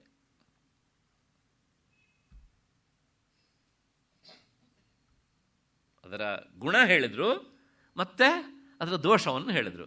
ಅಧ್ಯಾತ್ಮ ಸಾಧನೆಯಲ್ಲಿ ದಾರಿಯಲ್ಲಿ ಸಾಗುವವನು ಅದನ್ನು ಸ್ವೀಕಾರ ಮಾಡಬೇಕೋ ಬಿಡಬೇಕು ಅಂತ ಇಷ್ಟ ಮೇಲೆ ನಿನ್ನ ತೀರ್ಮಾನ. ಯಾಕೆಂದರೆ ಯಾವುದೇ ಆಹಾರವೂ ಸಹ ನಮ್ಮವ್ರು ಕಂಡುಕೊಂಡಿದ್ದು ದೇಹದ ಮೇಲೆ ಪರಿಣಾಮ ಹೇಗೆ, ಮನಸ್ಸಿನ ಮೇಲೆ ಪರಿಣಾಮ. ಇವತ್ತು ನಾವು ಏನು ಮಾಡ್ತೀವಿ, ಮನಸ್ಸಿನ ಮೇಲೆ ಅದು ಪರಿಣಾಮ ಬೀರುತ್ತೋ ಇಲ್ವೋ ಅಂತ ಒಬ್ಬರೂ ವಿಚಾರ ಮಾಡೋದಿಲ್ಲ. ನಾಲಿಗೆಗೆ ಹೇಗಿರುತ್ತೆ, ಹೊಟ್ಟೆಗೆ ಅಷ್ಟೇ, ಇಷ್ಟನ್ನು ನೋಡ್ತಾರೆ ಅಷ್ಟೇ ಹೊರತು ಸಹ. ಅದಕ್ಕೋಸ್ಕರ ಹೇಳಿದ್ವಿ ಏನು ಕೇಳಿದರೆ, ಆಹಾರ ಶುದ್ಧವು ಸತ್ವ ಶುದ್ಧಿ. ಸತ್ವ ಅಂದರೆ ಮನಸ್ಸು. ಆಹಾರ ಶುದ್ಧವಾದದ್ದಿದ್ದರೆ ಏನಾಗುತ್ತೆ ಅಂದರೆ ಸತ್ವ ಮನಸ್ಸು ಶುದ್ಧವಾಗುತ್ತೆ. ಆಹಾರ ಪರಿಯುಷಿತ ಮಲಿನವಾದದ್ದಿದ್ದರೆ ಮನಸ್ಸು ಸಹ ಮಲಿನ ಆಗುತ್ತೆ. ದೇಹಕ್ಕೆ ಒಳ್ಳೆಯದಾಗ್ಬೋದು, ಆ ವಿಚಾರದಲ್ಲಿ ಮಾತಾಡೋದಿಲ್ಲ. ಯಾಕೆಂದರೆ ಅದು ಔಷಧ ಅಂತ ಆಯುರ್ವೇದ ಹೇಳಿದೆ, ಅಷ್ಟರ ಮಟ್ಟಿಗೆ ಸೇವೆ ಅದು ಅಷ್ಟೇ. ಆದರೆ ಸದಾ ಅಲ್ಲ, ಅಧ್ಯಾತ್ಮ ಸಾಧನೆಯಲ್ಲಿ ಸಾಗುವವನಿಗೆ ಸುತರಾಮ್ ವರ್ಜ್ಯ ಅವರಿಗೆ. ಅಷ್ಟು ಹಿನ್ನೆಲೆಯಲ್ಲಿ ಹಾಗಾಗಿ ವೈದ್ಯನಾಥ ದೀಕ್ಷಿತರು ಹೇಳ್ತಾರೆ, ಜಗನ್ಮಾತಿಗೆ ನೀನು ಸಲ್ಲಿಸುವಂಥ ಆಹಾರ ಹೇಗಿರಬೇಕು ಅಂದರೆ, ಭಾಸ್ಕರಾಯರು ಯಾರು ಅಂತ ಹೇಳಿದ್ರಲ್ಲ, ವೈದ್ಯನಾಥ ದೀಕ್ಷಿತರು ಹೇಳುವಂಥದ್ದು ಪಾಕಶಾಸ್ತ್ರದಲ್ಲಿ ಹೇಳಿದಂಥ ಎಲ್ಲ ಪವಿತ್ರ ಪದಾರ್ಥಗಳು. ಅದಕ್ಕೋಸ್ಕರ ನಾನು ಇದನ್ನು ಬೇರ್ಪಡಿಸಿದ್ದೇನೆ ಹೀಗೆ ಅಂತ. ಅಷ್ಟು ಹಿನ್ನೆಲೆಯಲ್ಲಿ ಸರ್ವೌದನ ಪ್ರೀತ ಚಿತ್ತ, ಎಲ್ಲ ಥರದ ಆಹಾರಗಳಲ್ಲೂ ಸಹ ಅವಳು ಪ್ರೀತಿಯ ಮನಸ್ಸನ್ನು ಇಡುವವಳು. ಅಂದರೆ ಅವಳು ಪ್ರೀತಿಯಿಂದ ಮನಸ್ಸನ್ನು ಇಡಬೇಕು ಅಂದರೆ ನಾವು ಪ್ರೀತಿಯಿಂದ ಭಕ್ತಿ ಅತಿಶಯದಿಂದ ಸಮರ್ಪಿಸಬೇಕು ಅಷ್ಟೇ. ಅಷ್ಟಾದ ಮೇಲೆ 534ನೇ ನಾಮ, ಈ ಯೋಗಿನಿ ವಿಚಾರವನ್ನು ಹೇಳುವಂಥ ಕೊನೆಯ ನಾಮ. ಕೊನೆಗೆ ನಾವು ಬರ್ತಾ ಇದ್ದೇವೆ ಇವಾಗ.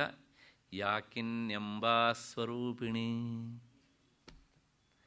ಅಂದರೆ ಇದಿಷ್ಟು ಯಾಕಿನಿ ದೇವಿಯ ಸ್ವರೂಪ.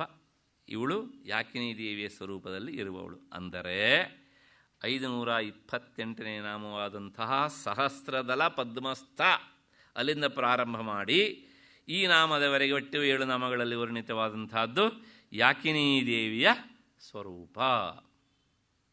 ಇಷ್ಟಾಯಿತು. ಸೂರು ಮುಕ್ತಾಯ ಮಾಡ್ಬೋಣ ಇದನ್ನು, ಈ ಭಾಗವನ್ನು. ಡಾಕಿನಿ ಒಟ್ಟು ಆ ದೇವಿಯನ್ನು ವರ್ಣಿಸಿದಂಥದ್ದು ಲಲಿತಾ ಸಹಸ್ರನಾಮದಲ್ಲಿ 10 ನಾಮಗಳು. ಮತ್ತು ಹೋಮ್ವರ್ಕ್ ಮಾಡಬೇಕು ಇವ, ಮತ್ತು ಪುನಃ ಗಣಿತವೇ. ಅದಾದ ಮೇಲೆ ರಾಕಿಣಿ ದೇವಿಯನ್ನು ಕುರಿತು ಹೇಳಿದಂಥ ನಾಮಗಳು ಮತ್ತೆ 10, 20 ಆಯಿತು ಅಲ್ಲಿಗೆ. ಮತ್ತು ಲಾಕಿನಿ ದೇವಿಯನ್ನು ಕುರಿತು ಹೇಳಿದಂಥ ನಾಮಗಳು 9. ಕಾಕಿನಿ ದೇವಿಯನ್ನು ಅಂದರೆ ಯೋಗಿನಿಯನ್ನು ಕುರಿತು ಹೇಳಿದಂಥ ನಾಮಗಳು 10. ಸಾಕಿನಿ ಮತ್ತು ಹಾಕಿನಿ ಮತ್ತು ಯಾಕಿನಿ, ಈ ದೇವಿ ಯೋಗಿನಿಯನ್ನು ಕುರಿತು ಕ್ರಮವಾಗಿ 7, 7, 7. ಅಲ್ಲಿಗೆ 7 3 21 ಆಯಿತು ಇದು. ಅದಾದಮೇಲೆ ಇದು 39 ಆಯಿತು.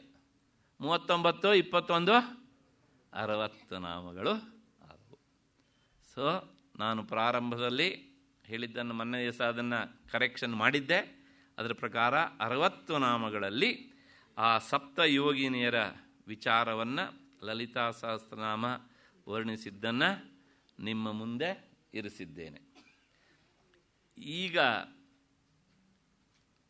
ನಿಮಗೇನಾದ್ರು ಸಂಶಯ ಇದ್ದರೆ ಹಾಗೆ ಇಟ್ಕೊಂಡಿರಿ, ಚೀಟಿಗೆ ನಾನು ಕೊಟ್ಟರೆ ಉತ್ತರಿಸುವ ಪ್ರಯತ್ನ ಮಾಡ್ತೇನೆ. ದಯವಿಟ್ಟು ವಾಚಿಕವಾಗಿ ಯಾರೂ ಸಂಶಯವನ್ನು ಕೇಳಬೇಡಿ. ಈಗ ಒಂದು ಸ್ವಲ್ಪ ತಕರಾರಿಗೆ ಉತ್ತರ ಕೊಡಬೇಕು ನಾನು ಇವಾಗ. ಏನು ತಕರಾರು? ಯಾರಿಗೆ ತಕರಾರು ಮಾಡಿದ್ದಾರೆ? ಯಾರೂ ತಕರಾರು ಮಾಡಲಿಲ್ಲ. ಈ ಗ್ರಂಥಗಳಲ್ಲೇ ನಮಗೆ ಬರುವಂಥ ಸಂಶಯ ಏನು ಅಂದರೆ, ಒಂದು ವಿಚಾರ ನಾವು ಮಾಡಬೇಕು. ಏನು ಅಂದರೆ, ಈ ಷಟ್ಚಕ್ರಗಳಿದ್ದಾವಲ್ಲ, ಈ ಷಟ್ಚಕ್ರಗಳಿಗೆ ಸಂಬಂಧಪಟ್ಟ ಹಾಗೆ 1 2 3 4 5 6 ಅಲ್ವಾ? ಇದರ ಬಗ್ಗೆ ಒಂದಿಷ್ಟು ವಿಚಾರ ಮಾಡಬೇಕು. ಅದಕ್ಕೂ ಮೊದಲು ಒಂದು ಮಾತು ಹೇಳಿಬಿಡ್ತೇನೆ.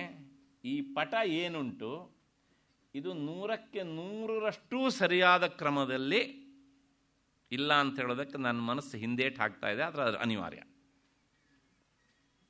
ಇದಕ್ಕಿಂತ ಉತ್ತಮವಾದಂಥ ಪಟ ಸಿಗದೇ ಇರೋದ್ರಿಂದ ಇದನ್ನು ಹೇಳ್ತಾ ಇದ್ದೇನೆ. ಆದರೆ ಇದನ್ನು ಬಿಟ್ಟರೆ ಬೇರೆ ಕ್ರಮದಲ್ಲಿ ಹೇಳೋದು ತುಂಬ ಕಷ್ಟ, ಬಹಳ ಅತ್ಯಂತ ಕಷ್ಟಪಟ್ಟು ಮಾಡಿದ್ದಾರೆ ಇದನ್ನು. ಅಷ್ಟು ಹಿನ್ನೆಲೆಯಲ್ಲಿ ಈ ಕ್ರಮ ಹೇಗೆ ಅಂದರೆ ನೋಡಿ, ಇದು ಮೂಲಾಧಾರ, ಇದು ಸ್ವಾಧಿಷ್ಠಾನ, ಅದಾದಮೇಲೆ ಇದು ಮಣಿಪುರ, ಆಮೇಲೆ ಅನಾಹತ, ವಿಶುದ್ಧಿ, ಆಜ್ಞಾ. ಮೇಲಕ್ಕೆ ಹೋಗೋದು ಬೇಡ ಅಲ್ವಾ? ಈಗ ತಕರಾರು ಎಲ್ಲಿ ಅಂತ ಕೇಳಿದರೆ ಹೇಳುವ ಕ್ರಮ ಹೀಗೇನೆ, ಆರೋಹಣ ಕ್ರಮದೊಳಗೆ. ಅದು ನಮಗೆ ತೊಂದರೆ ಇರೋದು ಇಲ್ಲಿ ಇದು ಮತ್ತು ಇದು ಮೂಲಾಧಾರ ಸಮಸ್ಯೆ ಇಲ್ಲ, ಅದೇನೆ. ಆದರೆ ಮಣಿಪುರ ಇಲ್ಲಿ ಬರಬೇಕಾ ಅಥವಾ ಇಲ್ಲಿ ಬರಬೇಕಾ? ಅಂದರೆ ಮಣಿಪುರ ಇಲ್ಲಿ ಬರಬೇಕಂದ್ರೆ ಸ್ವಾಧಿಷ್ಠಾನ ಇಲ್ಲ ಆಯಿತು. ಮನಸ್ಸಿಗೆ ಬರ್ತಾ ಅಂತ ಅಂದ್ಕೊಂಡಿದ್ದೇನೆ.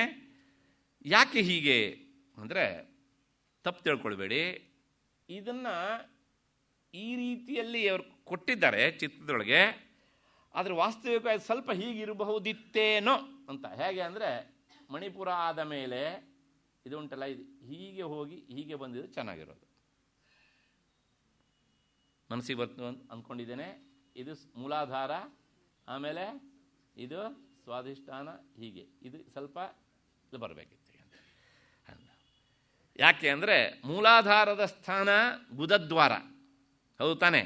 ಮಲ ವಿಸರ್ಜನೆ ಮಾಡುವ ದ್ವಾರ. ಮತ್ತು ಸ್ವಾಧಿಷ್ಠಾನದ ಜಾಗ ಯಾವುದು ಅಂದರೆ ಅದು ಇಲ್ಲಿ ಜನನೇಂದ್ರಿಯದ ಮೂಲ. ಹಾಗಾಗಿ ಅಲ್ಲಿ ಸ್ವಲ್ಪ ಹೀಗೆ ಹೋಗಿ ಹೀಗೆ ಬಂದಿದ್ದಿದ್ರೆ ಅದು ಹೆಚ್ಚು ಸ್ಪಷ್ಟ ಆಗ್ತಿತ್ತು ಒಂದು. ಆದ್ರೂ ಸಹ ಆನುಪೂರಿ ಕ್ರಮ ಉಂಟಲ್ಲ, ಕ್ರಮ ಅಂದರೆ ಮೂಲಾಧಾರ ಆದಮೇಲೆ ಸ್ವಾಧಿಷ್ಠಾನ ಹೇಳಬೇಕೋ ಮತ್ತು ಮಣಿಪುರ ಹೇಳಬೇಕೋ ಎನ್ನುವಂಥದ್ದು. ಯಾಕೆ ಈ ತಕರಾರು ಅಂತಂದರೆ ಪ್ರಶ್ನೆ ಇಷ್ಟೇ ನೋಡಿ. ಹೇಳಬೇಕಿದ್ರೆ ಇದೇ ಕ್ರಮ: ಮೂಲಾಧಾರ, ಸ್ವಾಧಿಷ್ಠಾನ, ಮಣಿಪುರ, ಅನಾಹತ, ವಿಶುದ್ಧಿ, ಆಜ್ಞಾ. ಅಷ್ಟಿಗೆ. ನಾನು ಪದೇ ಪದೇ ಇದನ್ನು ಹೇಳೋದಿಲ್ಲ. ಇದು ಎರಡೇ ಚಕ್ರದ ಬಗ್ಗೆ ಹೆಚ್ಚು ವಿಮರ್ಶೆ ಮಾಡ್ತೇನೆ. ಯಾಕೆಂದರೆ ಹಿಂದೆ ಯಾವಾಗಲೂ ಒಬ್ಬರು ಇದನ್ನು ಕೇಳಿದ್ರು. ನಾನು ಹೇಳಿದ್ದೆ ಮುಂದೆ ಅದು ಬರುತ್ತೆ, ಅಲ್ಲಿವರೆಗೆ ಕಾಯಿರಿ ಅಂತ. ಅವರು ಪ್ರಾಯಶಃ ಇಲ್ಲಿ ಬಂದಿದ್ದಾರೋ ಇಲ್ಲ ನನಗೆ ಗೊತ್ತಿಲ್ಲ. ಬಂದಿದ್ದಿದ್ರು ಸಂತೋಷ, ಬರದೇ ಇದ್ದರೂ ಸಂತೋಷ. ಹಾಗಿದ್ರೆ ಈ ಚಕ್ರಗಳ ಆನುಪೂರ್ವಿ ಅಂದರೆ ಕೆಳಗಿಂದ ಹೋಗಬೇಕಿದ್ರೆ ಮೊದಲು ನಮಗೆ ಸ್ವಾಧಿಷ್ಠಾನ ಮೊದಲ ಅಥವಾ ಮಣಿಪುರ ಮೊದಲ ಅಂತ. ಲಲಿತಾ ಸಹಸ್ರನಾಮದ ವರ್ಣಿತವಾದಂಥದ್ದು ಮೊದಲು ಸ್ವಾಧಿಷ್ಠಾನ, ಆಮೇಲೆ ಮಣಿಪುರ. ಸ್ಪಷ್ಟ ಆಯಿತು ಅಂತ ಅಂದ್ಕೊಂಡಿದ್ದೇನೆ. ನಾವು ಎಲ್ಲರೂ ಲೋಕದಲ್ಲಿ ಹೇಳೋದು ಎಲ್ಲರೂ ಹೀಗೇನೆ, ಮೂಲಾಧಾರ, ಸ್ವಾಧಿಷ್ಠಾನ. ಎಸ್, ಇಷ್ಟನ್ನು ನಿಲ್ಲಿಸ್ಕೊಂಡಿರಿ. ಸೌಂದರ್ಯ ಲಹರಿಯ 9ನೇ ಶ್ಲೋಕ ಬಾಯಾಟ ಆಗಿದೆ ಅಂತ ಅಂದ್ಕೊಂಡಿದ್ದೇನೆ. ಮಹೀಂ ಮೂಲಾಧಾರೆ, ಮಹೀಂ ಮೂಲಾಧಾರೆ. ಇಷ್ಟು ಮಧ್ಯದಲ್ಲಿ ಒಂದು ವಿಚಾರ ಹೇಳಿಬಿಡ್ತೇನೆ. ಈ ಎಲ್ಲ ಚಕ್ರಗಳು ಬರೇ ಚಕ್ರಗಳಲ್ಲ. ಈ ಮೂಲಾಧಾರ ಚಕ್ರದ ಅಲ್ಲಿ ಒಂದು ತತ್ವ ಉಂಟು, ಪೃಥ್ವಿ ತತ್ವ. ನೀನೇ ಹೇಳಿದ್ದೇನೆ ಅದನ್ನು. ಮತ್ತೆ ಪುನಃ ಸ್ವಾಧಿಷ್ಠಾನದಲ್ಲಿ ಏನುಂಟು ಹೇಳಿದ್ರು ಅಗ್ನಿ ತತ್ವ ಉಂಟು. ಮಣಿಪುರದಲ್ಲಿ ಏನುಂಟು ಜಲತತ್ವ ಉಂಟು. ಇಲ್ಲಿ ಅನಾಹತದಲ್ಲಿ ವಾಯು ತತ್ವ ಉಂಟು. ಇದು ವಿಶುದ್ಧಿ ಆಕಾಶ ತತ್ವ. ಆ ತತ್ವ ಇಲ್ಲಿ ಕಾಣಿಸ್ಲಿಲ್ಲ. ಇದನ್ನು ನಾವು ನೆನ್ಪಿಟ್ಕೊಳ್ಬೇಕು. ಅದಕ್ಕೋಸ್ಕರ ಹೇಳಿದೆ ಪೂರ್ತಿ ವಿಚಾರ ಅದರೊಳಗೆ ಇಲ್ಲ ಅಂತ. ಹಾಗಾಗಿ ಒಂದು ಕೆಳಗಡೆ ಇರುವಂಥದ್ದು ಪೃಥ್ವಿ ತತ್ವ, ಆಮೇಲೆ ಏನು ಬರಬೇಕು? ಅಗ್ನಿ ತತ್ವ, ಆಮೇಲೆ ಜಲತತ್ವ, ವಾಯುತತ್ವ, ಆಕಾಶ ತತ್ವ. ಎಸ್, ಇದರ ಪ್ರಕಾರ ಭಗವತ್ಪಾದರು ಹೇಳಿದ್ರು ಮಹೀಂ ಮೂಲಾಧಾರೇ. ಇಲ್ಲಿ ಮೂಲಾಧಾರ ಹೇಳಿದ್ರು, ತಕ್ಷಣ ಇಲ್ಲಿಗೆ ಬಂದರು. ಕಮಪಿ ಮಣಿಪೂರೇ, ಇದನ್ನು ಬಿಟ್ಟು ಇಲ್ಲಿಗೆ ಬಂದರು. ಆಮೇಲೆ ಇದನ್ನು ಇಲ್ಲಿ ಹೇಳಿದರು, ಈ ಜಾಗದಲ್ಲಿ ಸ್ಥಿತಂ ಸ್ವಾಧಿಷ್ಠಾನೆ ಹೃದಯ ಮರುತ, ಇಲ್ಲಿ ತೊಂದರೆ ಇಲ್ಲ, ಹೃದಯ ಮರುತಂ ಆಕಾಶಮುಪರಿ. ಯಾಕೆ ಹೇಳಿದ್ರು? ಸಂಶಯ ಕ್ಲಿಯರ್ ಆಗ್ತಾ ಇದೆ ಅಂತ ಅಂದ್ಕೊಂಡಿದ್ದೇನೆ. ಯಾಕೆ ಅಂದರೆ ಇದನ್ನು ಹೀಗೆ ಹೇಳೋದಕ್ಕೆ ಕಾರಣ ಉಂಟು. ಈ ಬೀಜಾಕ್ಷರಗಳ ಸಂಖ್ಯೆ ಆರೋಹಣ ಕ್ರಮದಲ್ಲಿ ದಳಗಳನ್ನು ಇಟ್ಕೊಂಡು ಹೇಳಿದ್ದಾರೆ. ಭಗವತ್ಪಾದರು ಹೇಳ್ತಾ ಇರೋದು ದಳಗಳನ್ನು ಇಟ್ಕೊಂಡಲ್ಲ, ಪೃಥಿವ್ಯಪ್ತೇಜೋ ವಾಯುವಾಕಾಶ ಉಂಟಲ್ಲ, ಆ ತತ್ವವನ್ನು ಇಟ್ಕೊಂಡು ಹೇಳ್ತಾರೆ ಅವರು. ಪೃಥಿವಿ ಆದಮೇಲೆ ನೆಕ್ಸ್ಟ್ ಬರೋದು ಯಾವುದು? Up, reverse. ಹಾಗಾಗಿ ಏನು ಹೇಳ್ತಾರೆ ಅವರು? ತತ್ವ. ಅದಾದಮೇಲೆ ತೇಜ, ಸ್ವಾಧಿಷ್ಠಾನ ಚಕ್ರವನ್ನು ಇಲ್ಲಿ ಹೇಳ್ತಾರೆ ಅವರು. ಇದು ಸ್ವಾಧಿಷ್ಠಾನ ಚಕ್ರ ಅವರು ಹೇಳೋದು. ಆಮೇಲೆ ಇಲ್ಲಿ ಏನು ವಿಪ್ರತಿಪತ್ತಿ ಇಲ್ಲ, ಸಂಶಯ ಇಲ್ಲ. ಇದೆರಡರೊಳಗೆ ಮನಸ್ಸಿಗೆ ಬರ್ತಾ ಎಂದು ಅಂದ್ಕೊಂಡಿದ್ದೇನೆ. ಅಷ್ಟಾದ ಮೇಲೆ ಮತ್ತೆ ನೋಡಿ, ಭಗವತ್ಪಾದರು ಸೌಂದರ್ಯ ಲಹರಿಯಲ್ಲಿ ಇನ್ನೊಂದು ಕಡೆಗೆ ಇದೇ ವಿಚಾರವನ್ನು ಹೇಳ್ತಾರೆ. 35ನೇ ಶ್ಲೋಕದಲ್ಲಿ ಮನಸ್ತ್ವಂ ವ್ಯೋಮತ್ವಂ ಮರುದಸಿ ಮರುತ್ಸಾರಥರಸಿ ತ್ವಮಾಪಸ್ತ್ವಂ ಭೂಮಿ ತ್ವಯಿ ಪರಿಣತಾಯಾಮ್ ನಹಿ ಪರಂ. ಎಲ್ಲಿಂದ ಶುರು ಮಾಡಿದ್ರು ಆವಾಗ? ಮನಸ್ತ್ವಂ ಯಾವುದಿದು? ಆಜ್ಞಾಚಕ್ರ. ಆಜ್ಞಾಚಕ್ರ ಮನಸ್ತತ್ವ, ಹೌದು ತಾನೇ? ಇದು ಆಕಾಶ. ಇವಾಗ ಅವರೋಹಣ ಕ್ರಮ. ಮೊದಲು ಹೇಳಿದ್ದು ಆರೋಹಣ ಕ್ರಮ, ಇದು ಅವರೋಹಣ ಕ್ರಮ. ಆಮೇಲೆ ಇದು ಅನಾಹತ, ಇದು ವಾಯುತತ್ವ. ಅದಾದಮೇಲೆ ಅವ್ರು ಹೇಳ್ತಾರೆ, ಲೆಕ್ಕ ಹಾಕಿ, ಮನಸ್ತ್ವಂ ವ್ಯೋಮತ್ವಂ ಮರುದಸಿ ಮರುತ್ಸಾರಥಿರಸಿ. ಮರುತ್ಸಾರಥಿ, ಮರುತ್ತೇ ಸಾರಥ್ಯ, ಗಾಳಿಯೇ ಸಾರಥ್ಯ ಆಗುಳ್ಳವನು ಯಾರು? ಅಗ್ನಿ. ಮತ್ತೆ ಪುನಃ ಇಲ್ಲೇ ಹೇಳ್ತಾರೆ ಅಗ್ನಿ. ನೋಡಿ, ಅವ್ರ ಕ್ರಮದಲ್ಲಿ ಏನೂ ವ್ಯತ್ಯಾಸ ಇಲ್ಲ. ಆರೋಹಣ ಕ್ರಮದಲ್ಲೂ ಅದೇ ಕ್ರಮ ಹೇಳ್ತಾರೆ, ಅವರೋಹಣ ಕ್ರಮದಲ್ಲೂ ಅದೇ ಕ್ರಮ ಹೇಳ್ತಾರೆ. ಯಾಕೆ ಅಂದರೆ ಹೀಗೆ ಹೇಳೋದಕ್ಕೆ ಒಂದು ಕಾರಣ ಉಂಟು. ತೈತ್ತಿರೀಯ ಉಪನಿಷತ್ತು ಹೇಳುತ್ತೆ, ಆತ್ಮನ ಆಕಾಶ ಸಂಭೂತಃ ಆಕಾಶಾದ್ವಾಯು ವಾಯೋರಗ್ನಿ ಅಗ್ನೇರಾಪಃ ಅದ್ಭ್ಯಃ ಪೃಥಿವೀ. ಶ್ರುತಿ ಮಾರ್ಗವನ್ನಾಶ್ರಯಿಸಿಯೇ ಅವರು ಹೇಳ್ತಾರೆ. ಸಮಯ ಮತ ಪರಿಶುದ್ಧವಾದಂತಹ ಶ್ರುತ್ಯರ್ಥದಲ್ಲಿಯೇ ಇದನ್ನು ಪೂರ್ತಿ ನಯನ ಮಾಡ್ತಾರೆ. ಹಾಗಾಗಿ ಏನಾಗುತ್ತೆ ಕೇಳಿದರೆ, ಇದು ಅವರು ಆಶ್ರಯಿಸಿದಂಥ ಕ್ರಮ. ಅವುಗಳ ಸ್ಥಾನದಲ್ಲಿ ವ್ಯತ್ಯಾಸ ಆಗೋದಿಲ್ಲ. ಹಾಗಿದ್ರೆ ಲಲಿತಾ ಸಹಸ್ರನಾಮದಲ್ಲಿ ಹೇಳಿದ್ದು ಉಂಟಲ್ಲ, ಇದು ನಮ್ಮ ದೇಹದಲ್ಲಿ ಚಕ್ರಗಳು ಇರುವ ಪ್ರತಿಷ್ಠಿತೆಗೊಂಡಂಥ ಕ್ರಮ, ಹೀಗೆ ಇರುವಂಥದ್ದು. ಇದು ಮತ್ತೊಂದು ಸಲ ಹೇಳ್ತೇನೆ, ಇದು ಸ್ವಲ್ಪ ಹೀಗೆ ಇಲ್ಲಿ ಬಂದು ಹೀಗೆ ಬಂದರೆ ಚೆನ್ನಾಗಿರೋದು. ಮತ್ತು ಅದ್ರ ಜೊತೆಗೆ ಈ ಪಟದಲ್ಲಿ ಈ ತತ್ವಗಳನ್ನು ಹಾಕಿದರೆ ಇನ್ನೂ ಸ್ಪಷ್ಟವಾಗೋದು, ಚೆಕ್ ಅಂತ ಹಿಡಿಯೋದಕ್ಕೆ ಆಗ್ತಿತ್ತು. ಅಧ್ಯಯನ ಮಾಡಿದ್ರೆ ಮಾತ್ರ ವಿಚಾರ ಗೊತ್ತಾಗುತ್ತೆ, ಆದರೆ ಈ ಸಂಶಯ ಏನು ಅಂತಲೇ ಗೊತ್ತಾಗೋದಿಲ್ಲ, ನೆನ್ಪಿಟ್ಕೊಳ್ಳಿ. ಇಷ್ಟಾದ ಮೇಲೆ ಈಗ ಒಂದೊಂದೇ ವಿಚಾರ ಮಾಡಬೇಕು. ಏನು ಅಂದರೆ, ಈ ಆನುಪೂರ್ವಿ ಎರಡು ಕಡೆಗೂ, ಆರೋಹಣದಲ್ಲೂ ಭಗವತ್ಪಾದರಿದ್ದು ಅದೇ ಕ್ರಮ, ಅವರೋಹಣದಲ್ಲೂ ಅದೇ ಕ್ರಮ. ಹಾಗಿದ್ರೆ ಲಲಿತಾ ಸಹಸ್ರನಾಮಕ್ಕೂ ಭಗವತ್ಪಾದರು ಹೇಳಿದ್ದಕ್ಕೂ ವ್ಯತ್ಯಾಸ ಆಯ್ತಲ್ಲ? ಏನೂ ವ್ಯತ್ಯಾಸ ಆಗಲಿಲ್ಲ. ಕನ್ಫ್ಯೂಷನ್ ಮಾಡಿಕೊಳ್ಳಬೇಡಿ. ನೋಡಿ, ಒಂದು, ಈ ಚಕ್ರಗಳ ಇರುವಿಕೆಯಲ್ಲಿ ಏನೂ ವ್ಯತ್ಯಾಸ ಇಲ್ಲ, ಹೌದು ತಾನೇ? ಹೀಗೀಗೆ ಇರ್ತವೆ. ಆದರೆ ನೋಡಿ, ಇಲ್ಲಿ ಒಂದು ವಿಚಾರ ಗಮನಿಸಬೇಕು. ಭಗವತ್ಪಾದರು ಹೀಗೆ ಹೇಳಿದ್ದು ಪೃಥಿವ್ಯಪ್ತೇಜೋ ವಾಯು ಆಕಾಶ ಅಂದರೆ ಪಂಚಭೂತಗಳ ವಿಲೋಮ ಕ್ರಮದಲ್ಲಿ ಹೇಳಿದ್ದು ಅಂತ, ಮತ್ತೊಂದು ಅನುಲೋಮ ಕ್ರಮದಲ್ಲಿ, ಆರೋಹಣ ಕ್ರಮ ಅವರೋಹಣ ಕ್ರಮದಲ್ಲಿ ಅಂತ. ಇದರ ಜೊತೆಗೆ ಇನ್ನೊಂದು ಸಮಾಧಾನ ಏನು ಅಂತಂದರೆ, ಈಗ ಇಲ್ಲಿ ಸೌಂದರ್ಯ ಲಹರಿಯಲ್ಲಿ ಹೀಗೆ ಹೇಳಿದ್ರಲ್ಲ, ಯಾಕೆ ಹೀಗೆ ಹೇಳಿದ್ರು? ಸಾರಿ, ಲಲಿತಾ ಸಹಸ್ರನಾಮದಲ್ಲಿ ಯಾಕೆ ಈ ಕ್ರಮವನ್ನು ಅನುಸರಿಸಿದ್ರು ಅಂದರೆ, ಇದಕ್ಕೆ ಎರಡು ಕಾರಣಗಳಿವೆ. ಹೇಳಬೇಕಿದ್ರೆ ಯಾಕೆ ಇಲ್ಲಿಂದ ಶುರು ಮಾಡಿದರು? ದಳಗಳನ್ನು ಲೆಕ್ಕ ಹಾಕಿ. ಇದು ಆರೋಹಣ, ಮುಖ ಮಾತ್ರ ಆರೋಹಣ ಅಲ್ಲ, ಸಂಖ್ಯೆಯಲ್ಲೂ ಆರೋಹಣ. ಮನಸ್ಸಿಗೆ ಬರ್ತಾ ಇಂದ ಅಂದ್ಕೊಂಡಿದ್ದೇನೆ. 4, 6, 10, 12, 16 ಮನಸ್ಸಿಗೆ ಬರ್ತಾ ಇಂದ ಅಂದ್ಕೊಂಡಿದ್ದೇನೆ. ಇದು ಒಂದು ಸಮಾಧಾನ. ಮತ್ತೆ ಈಗ ಹೇಳಿದ್ರಲ್ಲ, ಯೋಗಿನಿಯರು ವಿಚಾರವನ್ನು ಎಲ್ಲಿ ಶುರು ಮಾಡಿದ್ರು? ಇಲ್ಲೊಂದು ಶುರು ಮಾಡಿದ್ರು. ಯಾಕೆ ಅಂದರೆ, ಇಲ್ಲಿ ಒಂದಕ್ಕೆ ನಾವು ಸೂಕ್ಷ್ಮವಾಗಿ ಗಮನಿಸಬೇಕು. ಇಲ್ಲಿಂದ ಹೀಗೆ ಹೇಳ್ಕೊಂಡು ಹೋಗುವಂತಹದ್ದು ಆ ಚಕ್ರಗಳ ಸ್ಥಿತಿ ಸ್ವರೂಪ. ಭಗವತ್ಪಾದರು ಇಲ್ಲಿಂದ ಹೇಳಿದ್ದು ಪಂಚಭೂತಾತ್ಮಗಳ ಅನುಲೋಮ ಕ್ರಮ, ಅಲ್ಲಿಂದ ಹೇಳಿದ್ದು ಅವರೋಹಣ ಕ್ರಮ. ಅಲ್ಲೇನು ವ್ಯತ್ಯಾಸ ಇಲ್ಲ. ಈಗ ಒಂದು ಹೇಳಿದ್ದೇನೆ, ಒಂದು ಸಮಾಧಾನ ಹೇಳಿದ್ದೇನೆ, ದಳಗಳಲ್ಲಿ ಸಂಖ್ಯೆ ಹೆಚ್ಚಾಗ್ತಾ ಹೋಗುತ್ತೆ, 16 ಇಸ್ ದ ಮ್ಯಾಕ್ಸಿಮಮ್. ಹೌದು ತಾನೆ? ಇದು ಆರೋಹಣ ಒಂದು. ಈಗ ಹಾಗಿದ್ರೆ ಇಲ್ಲಿಂದ ಶುರು ಮಾಡಿದ್ರಲ್ರಿ, ಯಾಕ್ರಿ? ಈ ಚಕ್ರಗಳನ್ನು ಹಾಗೆ ಇಟ್ಕೊಳ್ಳಿ, ಸ್ವಲ್ಪ ಪಕ್ಕಕ್ಕೆ ಬನ್ನಿ. ಇದು ನೋಡ್ತಾ ಇದ್ದು ವರ್ಣಪ್ರಧಾನವಾಗಿ ಹೇಳಿದ್ದು ಯೋಗಿನಿಯರನ್ನು ನೋಡಿ. ಸ್ವರಗಳು ಮುಗಿದು ಇಲ್ಲಿಗೆ, ಅದಾದಮೇಲೆ ಶುರುವಾಯಿತು ವರ್ಗೀಯ ವ್ಯಂಜನ, ಅದಾದ್ಮೇಲೆ ಮುಗೀತು ಕ ಶ ಸ ಬಂತು ಅಲ್ವಾ? ಅಲ್ಲಿ ಮುಗೀತಾ? ಇಲ್ಲ. ಹಾಗಿದ್ರೆ ಎಲ್ಲಿದೆ ಮುಂದೆ? ಇಲ್ಲಿ ಬನ್ನಿ.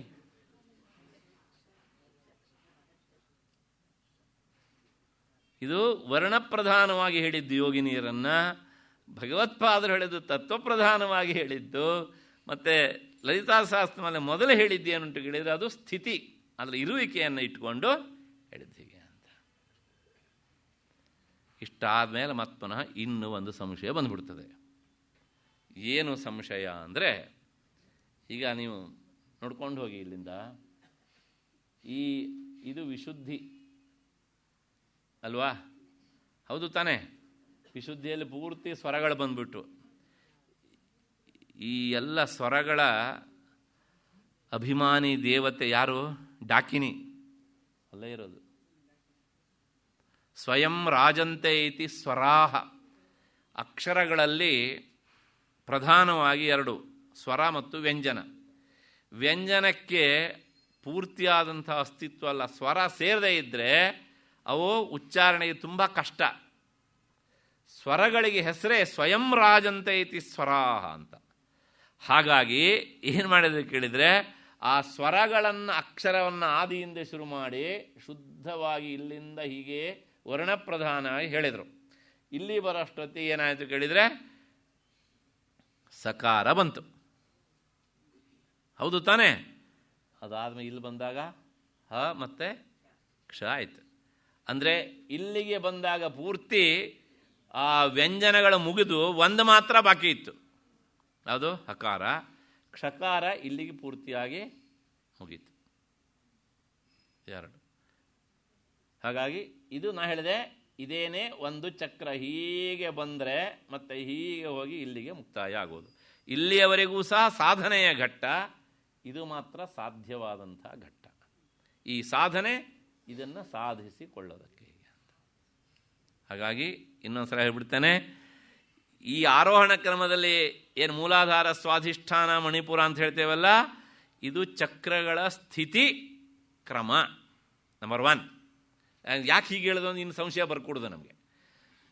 ಮತ್ತು ಭಗವತ್ಪಾದರು ಯಾಕೆ ಮಣಿಪುರವನ್ನು ಮೊದಲು ಹೇಳಿ ಸ್ವಾಧಿಷ್ಠಾನವನ್ನು ಆಮೇಲೆ ಹೇಳಿದ್ರು ಆರೋಹಣ ಕ್ರಮದೊಳಗೆ ಅಂದರೆ, ಅವರು ಪಂಚಭೂತಗಳಲ್ಲಿ ಪೃಥಿವ್ಯಪ್ತೇಜೋ ವಾಯು ಆಕಾಶ ರಿವರ್ಸ್ ಹೇಳಿದರು. ಯಾಕೆಂದರೆ ಹಂಗೆ ಹೇಳೋದಕ್ಕೆ ಕಾರಣ ಉಂಟು. ಕಾರ್ಯ ಎನ್ನುವಂಥದ್ದು ಕಾರಣದಲ್ಲಿ ಲಯವಾಗುತ್ತೆ. ಪೃಥಿವಿಯ ಕಾರಣ ಯಾವುದು ಅಂದರೆ ಅಪ್, ಅಲ್ಲಿ ಲಯವಾಗುತ್ತೆ. ಜಲದ ಕಾರಣ ಅಗ್ನಿ, ಅದು ಅಗ್ನಿಯಲ್ಲಿ ಲಯವಾಗುತ್ತೆ. ಹೌದು ತಾನೇ? ಅಗ್ನಿಯ ಕಾರಣ ವಾಯು, ಅದು ವಾಯುವಿನಲ್ಲಿ ಲಯವಾಗುತ್ತೆ. ವಾಯು ಕೊನೆಯಲ್ಲಿ ಎಲ್ಲಿ ಲಯವಾಗುತ್ತೆ ಅಂದರೆ ಆಕಾಶ ಲಯವಾಗುತ್ತೆ. ಆ ಆಕಾಶ ಎಲ್ಲಿ ಲಯ ಆಗುತ್ತೆ ಕೇಳಿದರೆ ಮನಸ್ಸಿನಲ್ಲಿ ಲಯವಾಗುತ್ತೆ. ಸಾಧಕ ಈ ಹಂತಕ್ಕೆ ಬರಬೇಕಿದ್ರೆ ಅವನು ತತ್ವಾತೀತನಾಗುತ್ತಾನೆ, ಆಗಬೇಕು ಎನ್ನುವಂಥದ್ದು. ಹಾಗಿದ್ರೆ ಮತ್ತೆ ಇದನ್ನ ಯಾಕ್ರಿ ಹೇಳಿದ್ರು? ಇದು ಸೃಷ್ಟಿಕ್ರಮ, ಯಾವುದು ಮೇಲಿಂದ ಕೆಳಗಿರಲಿಲ್ಲ. ಹೀಗೆ ನೋಡಿದಾಗ ಇದು ಅವರೋಹಣ, ಅದರ ಸೃಷ್ಟಿಕ್ರಮ ಅದು. ಹೌದು ತಾನೇ? ಕೊನೆಗೆ ಇನ್ನೊಮ್ಮೆ ಜ್ಞಾಪಿಸ್ತಾನೆ, ಇದು ವರ್ಣಕ್ರಮ, ಬೀಜಾಕ್ಷರಗಳ ಕ್ರಮ, ಯೋಗಿನಿ ಕ್ರಮ. ಅಷ್ಟು ಹಿನ್ನೆಲೆಯಲ್ಲಿ ಈ ನಮ್ಮ ಚಿತ್ರಪಟದ ಮೂಲಕ ನಾವು ಇದನ್ನು ಇಟ್ಕೊಂಡ್ರೆ ಸ್ಪಷ್ಟವಾಗಿ ಅರ್ಥ ಆಗತ್ತೆ. ಮತ್ತು ಇದ್ರ ಬಗ್ಗೆ ಏನೂ ಸಂಶಯ ಇಲ್ಲ. ಯಾಕೆಂದರೆ ಇದು ಸಂಶಯಾತೀತವಾದಂಥದ್ದು. ಅಲ್ಲಿ ನಾವೇನೋ ವಿಚಾರ ಮಾಡುವಂಥದ್ದು ಇಲ್ಲವೇ ಇಲ್ಲ. ಅಲ್ಲಿ ಯಾವುದು ವರ್ಣ ಇಲ್ಲ. ಅವನು ತತ್ವಾತೀತ, ವರ್ಣಾತೀತ, ಎಲ್ಲ ಅತೀತನಾಗಿಬಿಡ್ತಾನೆ. ಶುದ್ಧ ಪರಬ್ರಹ್ಮ ಸ್ವರೂಪನಾಗಿ ನಿಲ್ತಾನೆ ಅನ್ನುವಂಥದ್ದು. ಇಷ್ಟು ಹಿನ್ನೆಲೆಯಲ್ಲಿ ಆ ಜಗನ್ಮಾತೆ ಹೊರಗೆ ಇರುವವಳಲ್ಲ, ಹೊರಗೂ ಇದ್ದಾಳೆ, ಒಳಗೂ ಇದ್ದಾಳೆ. ಹೊರಗೆ ನೋಡಿ ಸಾಧಿಸುವುದು ಕಷ್ಟ, ಒಳಗಿನಿಂದ ವಿಚಾರ ಮಾಡಿ ಪಡೆಯುವುದು ಹೆಚ್ಚು ಸುಲಭ. ಅಷ್ಟು ಹಿನ್ನೆಲೆಯಲ್ಲಿ ಜಗನ್ಮಾತೆ ಅವಳು ಎಂಥವಳು ಅಂದರೆ ಈ ರೀತಿಯಾದಂತಹ ನಮ್ಮ ದೇಹದ ಒಳಗೆ ಯೋಗಿನಿ ರೂಪದಲ್ಲಿ ಇದ್ದಾಳೆ ಎನ್ನುವಂತಹದ್ದು. ಹಾಗಾಗಿ ಅಕ್ಷರ ಕ್ರಮವನ್ನು ಇಟ್ಕೊಂಡು ಕ್ರಮವಾಗಿ ಹೇಳ್ತಾ ಬರ್ತಾರೆ. ಯಾವಾಗಲೂ ಅಷ್ಟೇ ನಾವು ಏನು ಮಾಡ್ತೇವೆ ಕೇಳಿದರೆ ಹೀಗೇ ಬರ್ಕೊಂಡು ಬರೋದಲ್ವಾ, ಪ್ರಾರಂಭ ಇಲ್ಲಿ ಹೌದಾನೆ, ಹೀಗೇನೆ 1 2 3 4 ಹಾಗೆ ಸ್ವರಗಳು ಮೊದಲು, ಆಮೇಲೆ ವಂದನ. ಹಾಗೆ ಮುಕ್ತಾಯಕ್ಕೆ ಯಾಕೆ ಕೇಳಿದರೆ ಅದಕ್ಕೆ ಬೇರೆ ಇನ್ನೂ ಒಂದು ಬೇರೆ ಅರ್ಥ ಉಂಟು, ಅದು ಸದ್ಯಕ್ಕೆ ಇಷ್ಟಕ್ಕೆ ಸಾಕು. ಹಾಗಾಗಿ ಅಷ್ಟು ಹಿನ್ನೆಲೆಯಲ್ಲಿ ಹೇಳ್ತಾ ಹೋದರೆ ಎಷ್ಟು ಬೇಕಾದ್ರೂ ಹೇಳ್ಬೋದು. ಅಷ್ಟು ಹಿನ್ನೆಲೆಯಲ್ಲಿ ಈ ವಿಚಾರ, ಈ ಯೋಗಿನಿಯರ ವಿಚಾರ ಇಲ್ಲಿಗೆ ಒಂದು ಹಂತಕ್ಕೆ ಮುಕ್ತಾಯ ಆಯಿತು ಅಂತ ಅಂದ್ಕೊಂಡು, ಈ ಅಕ್ಷರಗಳನ್ನು ದಳಗಳಲ್ಲಿ ವಿನ್ಯಾಸ ಮಾಡಬೇಕಾದರೆ ಈ ಕ್ರಮವನ್ನು ಬಿಟ್ಟು ಬೇರೆ ರೀತಿಯಲ್ಲಿ ಹೇಳಲಿಕ್ಕೆ ಸಾಧ್ಯವೇ ಇಲ್ಲ. ಹಾಗಾಗಿ ಎವ್ರಿಥಿಂಗ್ ಈಸ್ ಪರ್ಫೆಕ್ಟ್. ಸಂಶಯ ನಮ್ಮ ಅಧ್ಯಯನದ ಕೊರತೆಯಿಂದಲೇ ಅಷ್ಟೇ ಹೊರತು ಈ ವಿಚಾರದಲ್ಲಿ ವ್ಯತ್ಯಾಸ ಅಂತ ಅಲ್ಲ.